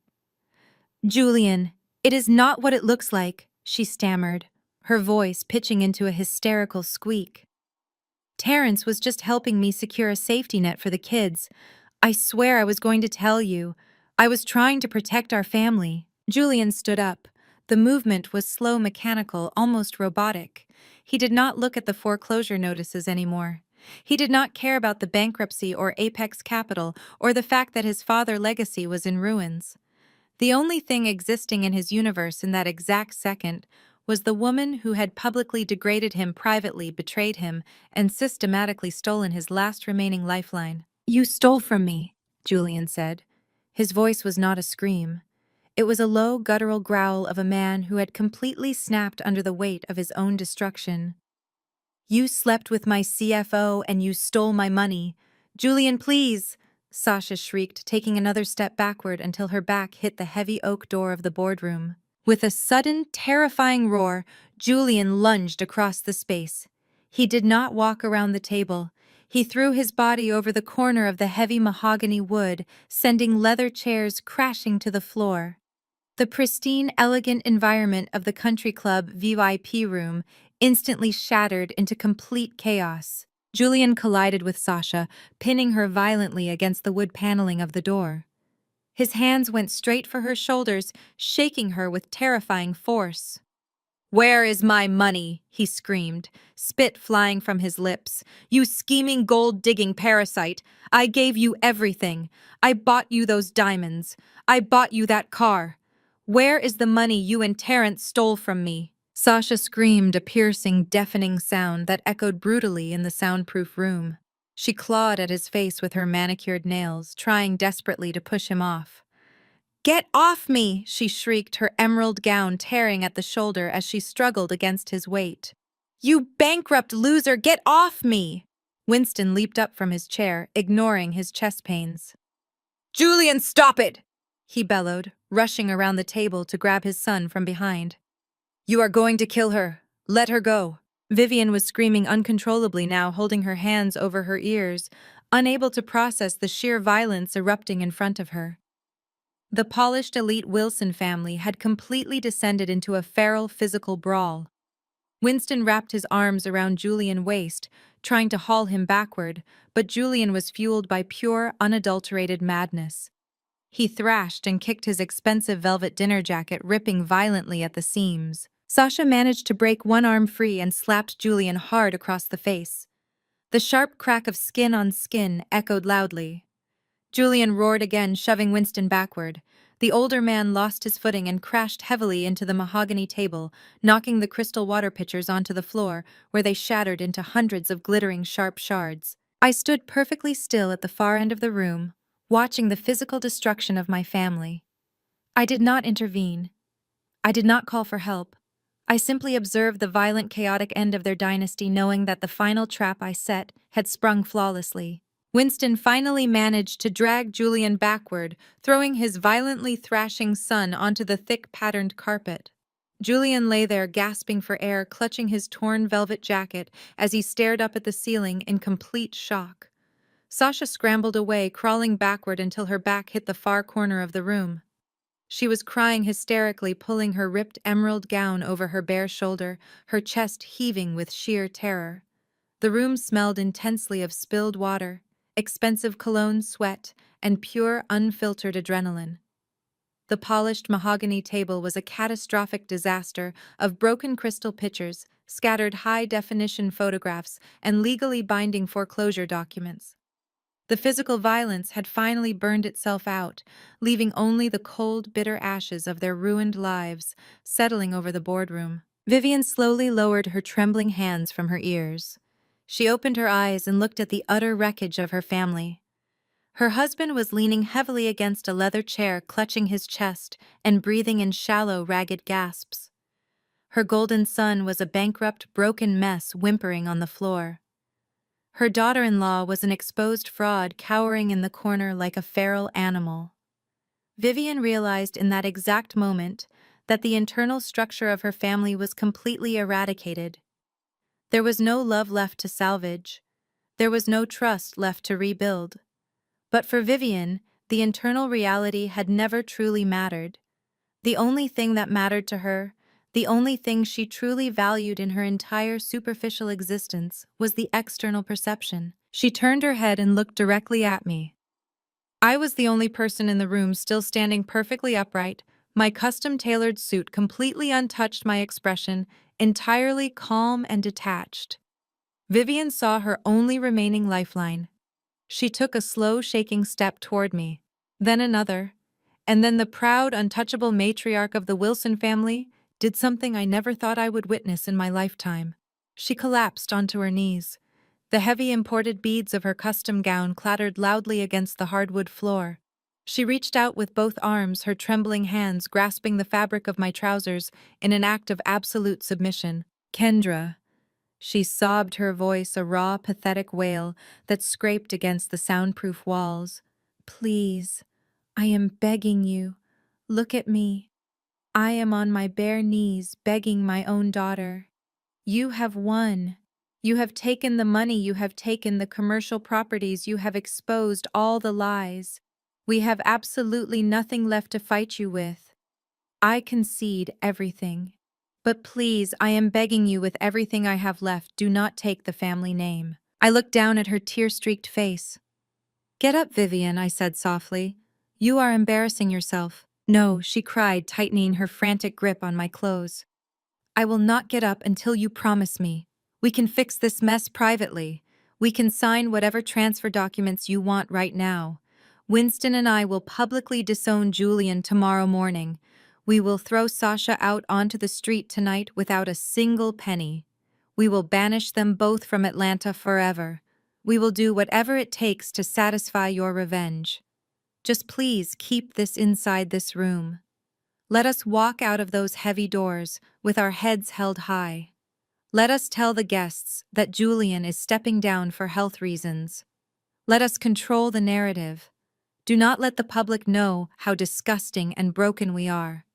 Think of our family legacy in Atlanta." Winston found his voice, stepping forward to stand behind his kneeling wife. He looked at me with desperate, pleading eyes that had completely lost their predatory edge. "She is right, Kendra," he rasped, coughing weakly into his fist. "If this gets out, we are not just broke. We are social pariahs. The country club will expel us before midnight. The commercial banks will blacklist us permanently. The charity boards will erase our names from their donor walls. We will be laughing stocks in the only city we have ever called home. You are a brilliant businesswoman. You understand the immense value of a pristine brand. You own our assets now. If you destroy the Wilson name publicly, you damage the value of the very properties you just acquired. Keep it quiet. Let us handle the disgrace behind closed doors. We surrender to you. Just leave us our dignity. I gently reached down and pried Vivian's hands off my trousers, peeling her fingers back one by one. I took a deliberate step back, physically separating myself from her desperate grasp. I looked at the two of them, the architects of my childhood misery, begging me to preserve the very illusion that had kept me exiled in the shadows for 32 years. Your dignity, I repeated, letting the word roll off my tongue. The concept tasted like ash in my mouth. You want me to protect your dignity. You sat at that table outside exactly 1 hour ago and laughed with your wealthy friends while your son humiliated me in front of 200 people. You wanted me to be the public joke to elevate your own status. You did not care about my dignity when you threatened to frame me for corporate embezzlement. You did not care about my dignity when you forced me to take out high-interest student loans while you bought Julian a luxury sports car. Your entire legacy is built on the systematic destruction of my self-worth. And now you expect me to protect the very weapon you used to beat me down. I turned my back on them and walked slowly toward the far wall of the VIP boardroom. The rich wood-paneled wall featured a sleek, modern communication console integrated directly into the country club central audio and visual system. It was an advanced Crestron control panel designed specifically to allow corporate executives to pipe music into the room or make direct announcements to the main ballroom during large conventions. You genuinely think you can control the narrative? I said, my back still turned to them as I approached the wall.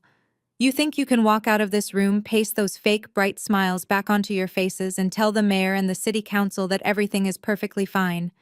You think you can go back to your country club luncheons and pretend you are still untouchable royalty while I secretly hold your mortgages in a vault? I stopped directly in front of the console. I reached out and rested my fingertips lightly against the polished metal frame of the control panel. I am a specialist in hostile mergers and acquisitions, I reminded them, my voice echoing clearly and coldly across the ruined room. When I execute a corporate takeover, I do not leave any loose ends. I do not leave the former management in a position where they can spin the truth to the press and launch a public relations recovery campaign. I burn their credibility to the ground so they can never attempt a counterattack. I knew exactly what you would do tonight. I knew you would try to threaten me, and when that failed, I knew you would resort to begging to protect your image. Vivian let out a confused, wet sob from the floor. Kendra, what are you doing? What does that mean? Just promise us you will not tell the guests. We will give you anything. I slowly turned around to face my family.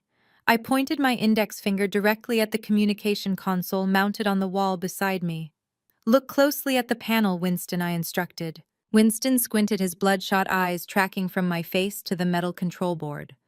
There was a small, circular LED indicator light, situated at the very top of the panel, right next to the microphone icon. It was glowing a bright, steady, unmistakable green. Winston's brow furrowed in deep confusion. It is green, he said slowly, his brain struggling to process the information. What does a green light mean? I smiled. It was the absolute coldest, most terrifying smile I had offered all evening. It means the microphone is live, Winston. The air in the room seemed to vanish instantly. Vivian stopped crying mid-sob. Julian slowly pushed himself up onto his elbows on the carpet, his bruised face locking onto the glowing green dot. Sasha covered her mouth with both hands, her eyes wide with sudden catastrophic realization. I walked back over to the boardroom table and casually picked up my phone. Before I walked into this room tonight, I made a quick detour to the main audiovisual control booth down the hall. As the majority shareholder of the management group that recently acquired this country club, the security staff was more than happy to grant me full access. I bypassed the standard security protocols and manually linked the microphone array in this VIP boardroom directly to the main speaker system in the grand ballroom. Winston's face turned the color of wet chalk. No, he whispered, taking a stumbling, uncoordinated step backward. No, you did not. You could not have done that. I absolutely did. Winston. I confirmed, my voice ringing with total, unyielding victory. For the last 45 minutes, this room has not been soundproof. Every single word spoken in here has been broadcast live, in crystal clear high-definition audio directly to the 200 elite guests sitting in the ballroom. The silence that followed my declaration was the most profound, heavy silence I had ever experienced in my entire life. It was the silence of total, absolute death. The instant, irreversible death of a dynasty. They heard it all. Winston, I continued pacing back down the length of the room, forcing them to look at me, forcing them to absorb the sheer crushing magnitude of their destruction. They heard Julian admit to being $15 million in debt. They heard him confess to faking his financial projections. They heard Vivian threaten to forge embezzlement records to send me to federal prison. They heard Sasha scream about divorcing her bankrupt husband and draining the joint accounts. And they heard the loud, unmistakable sounds of Julian violently attacking his own wife after discovering she was sleeping with his chief financial officer and hiding millions in offshore accounts. Julian let out a horrifying primal scream. He scrambled to his feet and lunged toward the communication console, wildly slapping his hands against the buttons, desperately trying to turn the system off. He pounded his fists against the metal, sobbing hysterically as he realized the system was locked out. The damage was permanently, irreversibly done. Vivian curled into a tight fetal position on the hardwood floor, burying her face in her arms, moaning in absolute agony. Her reputation, her social standing, her entire identity was completely vaporized. The mayor had heard her extortion threats. The charity board members had heard her call her daughter-in-law a gold-digging parasite. The investors had heard her husband admit his empire was leveraged to the point of collapse. She could never show her face in the city of Atlanta ever again. Winston leaned heavily against the wall, sliding down slowly until he was sitting defeated on the floor. He stared blankly ahead, his eyes completely vacant. The great patriarch was gone. He was just a ruined, bankrupt old man whose entire life work had been publicly exposed as a mountain of lies and fraud.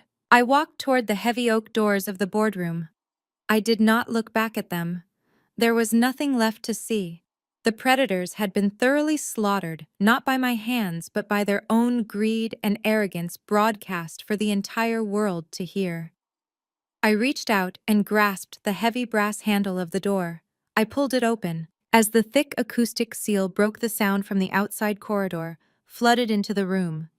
It was not the sound of a lively, joyous anniversary gala. There was no jazz music playing. There was no clinking of crystal champagne glasses. There was no polite, wealthy laughter. Instead, the grand ballroom was echoing with a chaotic, deafening roar of absolute shock and outrage. I could hear angry voices shouting. I could hear people demanding answers from the club staff. I could hear the distinct, frantic sound of 200 members of the Atlanta elite scrambling to distance themselves from the radioactive fallout of the Wilson family collapse. The investors were likely already calling their lawyers in the parking lot to pull their funds. The politicians were running for the exits to avoid being photographed near confessed felons. The legacy they had begged me to protect was instantly, permanently dead. Through the open doorway, the chaotic noise of the grand ballroom swelled into a deafening crescendo. The high society guests were in a state of absolute uproar. But before anyone from the crowd could approach the VIP boardroom to witness the carnage firsthand, a tall, impeccably dressed man pushed his way through the gathering crowd. It was Mr. Sterling, the general manager of the Atlanta Country Club. He was a man known for his rigid adherence to protocol and his legendary discretion. Tonight, however, his face was carved out of stone. Flanking Mr. Sterling were 4 massive security guards dressed in sharp black suits. They were built like linebackers, their sheer physical presence radiating a silent, lethal authority. They stepped into the ruined boardroom, their heavy black boots crunching over the shattered crystal from the broken water pitchers. Winston saw the manager, and a brief, pathetic flicker of hope ignited in his dull eyes. He pushed himself off the wall, summoning whatever tiny fraction of his patriarch persona remained. Sterling Winston barked, his voice hoarse and trembling. "Thank God you are here. Get your security team to arrest this woman immediately. She hacked your audio system. She is trying to extort us. I want her physically removed from the premises, and I want you to call the police. I am a founding platinum member of this club, and I demand you protect my family." Vivian scrambled up from the floor, wiping her ruined makeup with the back of her trembling hand. "Yes," she cried out, pointing a shaking finger at me. "Throw her out! She is a lunatic! She attacked us! Call the police right now, Arthur! We pay your salary!" Mr. Sterling did not even blink. He did not look at Winston. He did not look at Vivian. He did not acknowledge the sobbing Sasha or the battered, bleeding Julian lying on the carpet.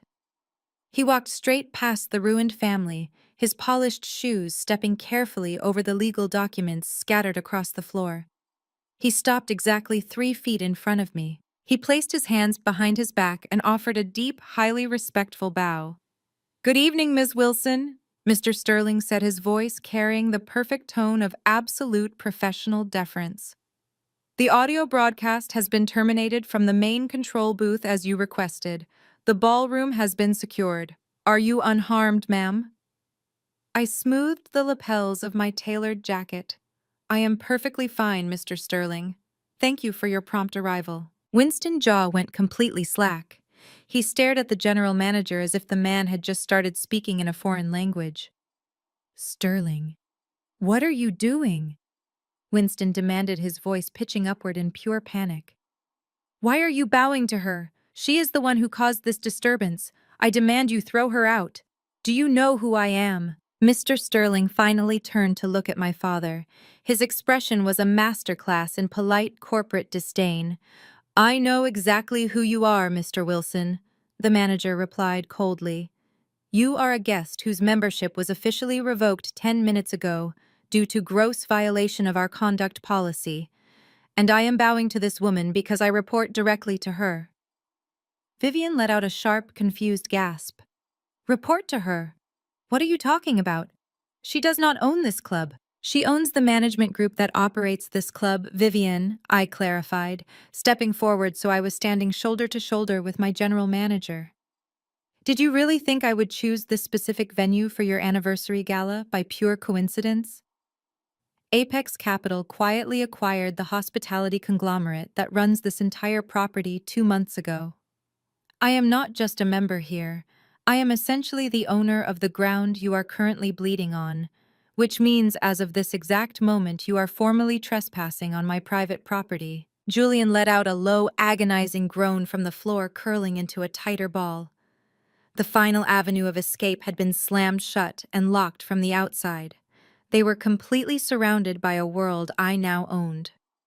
"Mr. Sterling," I said, not taking my eyes off my parents, "please escort these unauthorized individuals off the premises. If they resist, your team is authorized to use whatever physical force is necessary to remove them. They are no longer welcome here, ever again." "Understood, ma'am," Mr. Sterling replied with a sharp nod. He turned to the 4 massive security guards standing at attention near the door. "Remove them," he ordered simply. The guards moved with terrifying, coordinated efficiency. 2 of them stepped toward Julian. They reached down, grabbed him by the arms of his torn velvet jacket, and hauled him roughly to his feet. Julian tried to thrash, a weak, pathetic attempt to preserve his crushed ego. "Get your hands off me," he slurred, spitting blood onto the carpet. "I will sue you. I will sue this entire club." The larger of the 2 guards simply twisted Julian's arm sharply behind his back, causing the former golden boy to let out a sharp yelp of pain. "You do not have the money to sue anyone, sir," the guard grunted, shoving Julian forcefully toward the open doorway. "Keep moving." A 3rd guard approached Sasha. She was still cowering in the corner, holding the ripped shoulder of her emerald green gown together. When the massive man reached out for her, she scrambled to her feet, sobbing uncontrollably. "Do not touch me," she wept, her mascara running in thick black rivers down her cheeks. "I will walk. Just do not touch me." She stumbled forward on her expensive heels, her diamond ring catching the harsh light one last time as she followed her disgraced husband toward the exit. The 4th guard walked toward my parents. Winston did not put up a fight. He looked completely and utterly broken. The decades of carefully cultivated arrogance, the absolute certainty of his own superiority, had been entirely hollowed out. He looked like an empty shell of a man. He simply nodded, lowering his head, and began to shuffle toward the door like a prisoner walking to the gallows. But Vivian refused to surrender her illusion quietly. When the guard reached for her arm, she shrieked and threw herself backward, landing hard on her knees. "No!" she screamed, thrashing wildly. "I am Vivian Wilson. I am the guest of honor tonight. You cannot throw me out of my own anniversary party. My friends are out there. The mayor is out there." The security guard did not hesitate. He reached down, grabbed Vivian by her upper arms, and hoisted her bodily off the floor. She kicked and screamed, her designer heels flying off her feet, but the guard carried her forward with effortless, brutal efficiency. I followed closely behind them as they were marched out of the VIP boardroom and into the wide, velvet-lined corridor. As we approached the grand double doors leading into the main ballroom, the chaotic noise from the crowd suddenly died down. A heavy, expectant silence fell over the 200 elite guests. The security guards pushed the double doors wide open. The walk of shame began. The massive ballroom was a sea of glittering gowns, sharp tuxedos, and horrified faces. As my family was marched into the room, the crowd parted instantly, creating a wide, empty path straight down the center toward the main lobby. It was like watching the Red Sea part driven back not by a miracle, but by sheer contagious disgust. Nobody wanted to be anywhere near the radioactive fallout of the Wilson family. I walked a few paces behind the security detail, my head held high, my posture immaculate.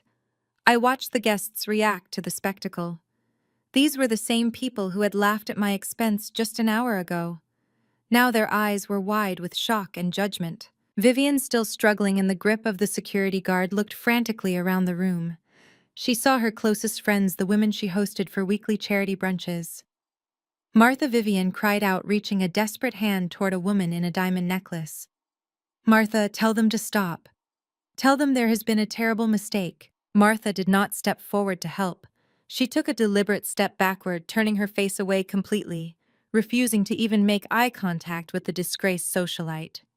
Vivian let out a devastated wail as she realized her social currency was completely bankrupt. Julian was marched through the crowd with his arm twisted behind his back, his face bruised and bleeding from the fight with Sasha. He tried to hide his face, hanging his head low, but the bright chandeliers illuminated every single tear, every single bruise, every single shred of his ruined pride. Investors who had shaken his hand earlier in the evening now stared at him with naked fury, realizing he had tried to scam them out of millions to fund a fake empire. Winston walked in silence, staring blankly at the marble floor. He passed the mayor, a man he had donated heavily to a man he considered a close political ally. The mayor actively turned his back as Winston passed, signaling the permanent end of my father's political influence in the city of Atlanta. Sasha sobbed loudly, tripping over the hem of her ripped emerald gown. She looked like a cheap, discarded prop. The women who had admired her massive diamond ring an hour ago now whispered viciously behind their hands, knowing she had been sleeping with her husband's CFO and stealing from a bankrupt company. The agonizingly long walk across the massive ballroom floor felt like it took an eternity. Every step was a permanent stain on their legacy. I did not feel a single ounce of guilt. I had simply held up a mirror and the reflection had destroyed them. The security guards pushed them through the grand lobby and out the heavy glass front doors of the country club. The crisp, cool night air of Atlanta hit us immediately. The valet area, usually a symphony of arriving luxury vehicles and polite attendants, was bathed in the harsh, flashing yellow strobe lights of two massive commercial tow trucks. The trap I had set was comprehensive. I had timed it perfectly. As the security guards dragged my family to the edge of the circular driveway, Julian let out a hoarse cry. "Oh my God," he choked out, struggling weakly against the guard grip. There, sitting on the flatbed of the first tow truck, was Julian leased silver Porsche. And hooked to the heavy winch of the second tow truck, its front wheels already hoisted into the air, was Sasha's beloved black Mercedes G-Wagon. The repo men, working directly under the orders of Apex Capital, were securing the heavy chains around the tires. Sasha broke free from her guard and ran toward the tow truck, waving her arms hysterically. "Stop!" she screamed, her voice cracking into a shrill shriek. "You cannot take that! My purse is in there! My house keys are in there!" Stop! The repo man did not even look at her. He pulled a heavy lever on the side of his truck, and the winch groaned loudly, pulling the Mercedes higher into the air. The harsh mechanical sound was the final death knell of their billionaire facade. The security guards released Julian and Winston, pushing them roughly past the velvet ropes and onto the cold concrete of the public sidewalk just outside the club property line. They dropped Vivian unceremoniously onto the curb. She collapsed onto the hard concrete, her expensive beaded gown scraping against the dirt, her bare feet exposed to the cold night air. I stopped at the top of the grand marble steps leading up to the country club entrance. Mr. Sterling stood respectfully, one step behind me, flanked by the security detail. I looked down at the four of them stranded on the street. They had no money, no credit, no cars, and soon they would have no homes. The legacy they had tried to protect by sacrificing my future was now a smoldering pile of toxic ashes. Julian looked up at me from the sidewalk. His face was a mask of pure defeat. He knew there was no coming back from this. The media would have the story by morning. The creditors would swarm like vultures by noon. Winston sat down heavily on the curb next to his weeping wife, wrapping his arms around his knees like a lost, confused child. He did not look at me. He just stared at the flashing yellow lights of the tow trucks driving away, taking the last remnants of his fake empire with them. I stood in the crisp night air, inhaling deeply. The suffocating weight I had carried for 32 years was finally completely gone. I was no longer the scapegoat. I was the architect of my own absolute victory.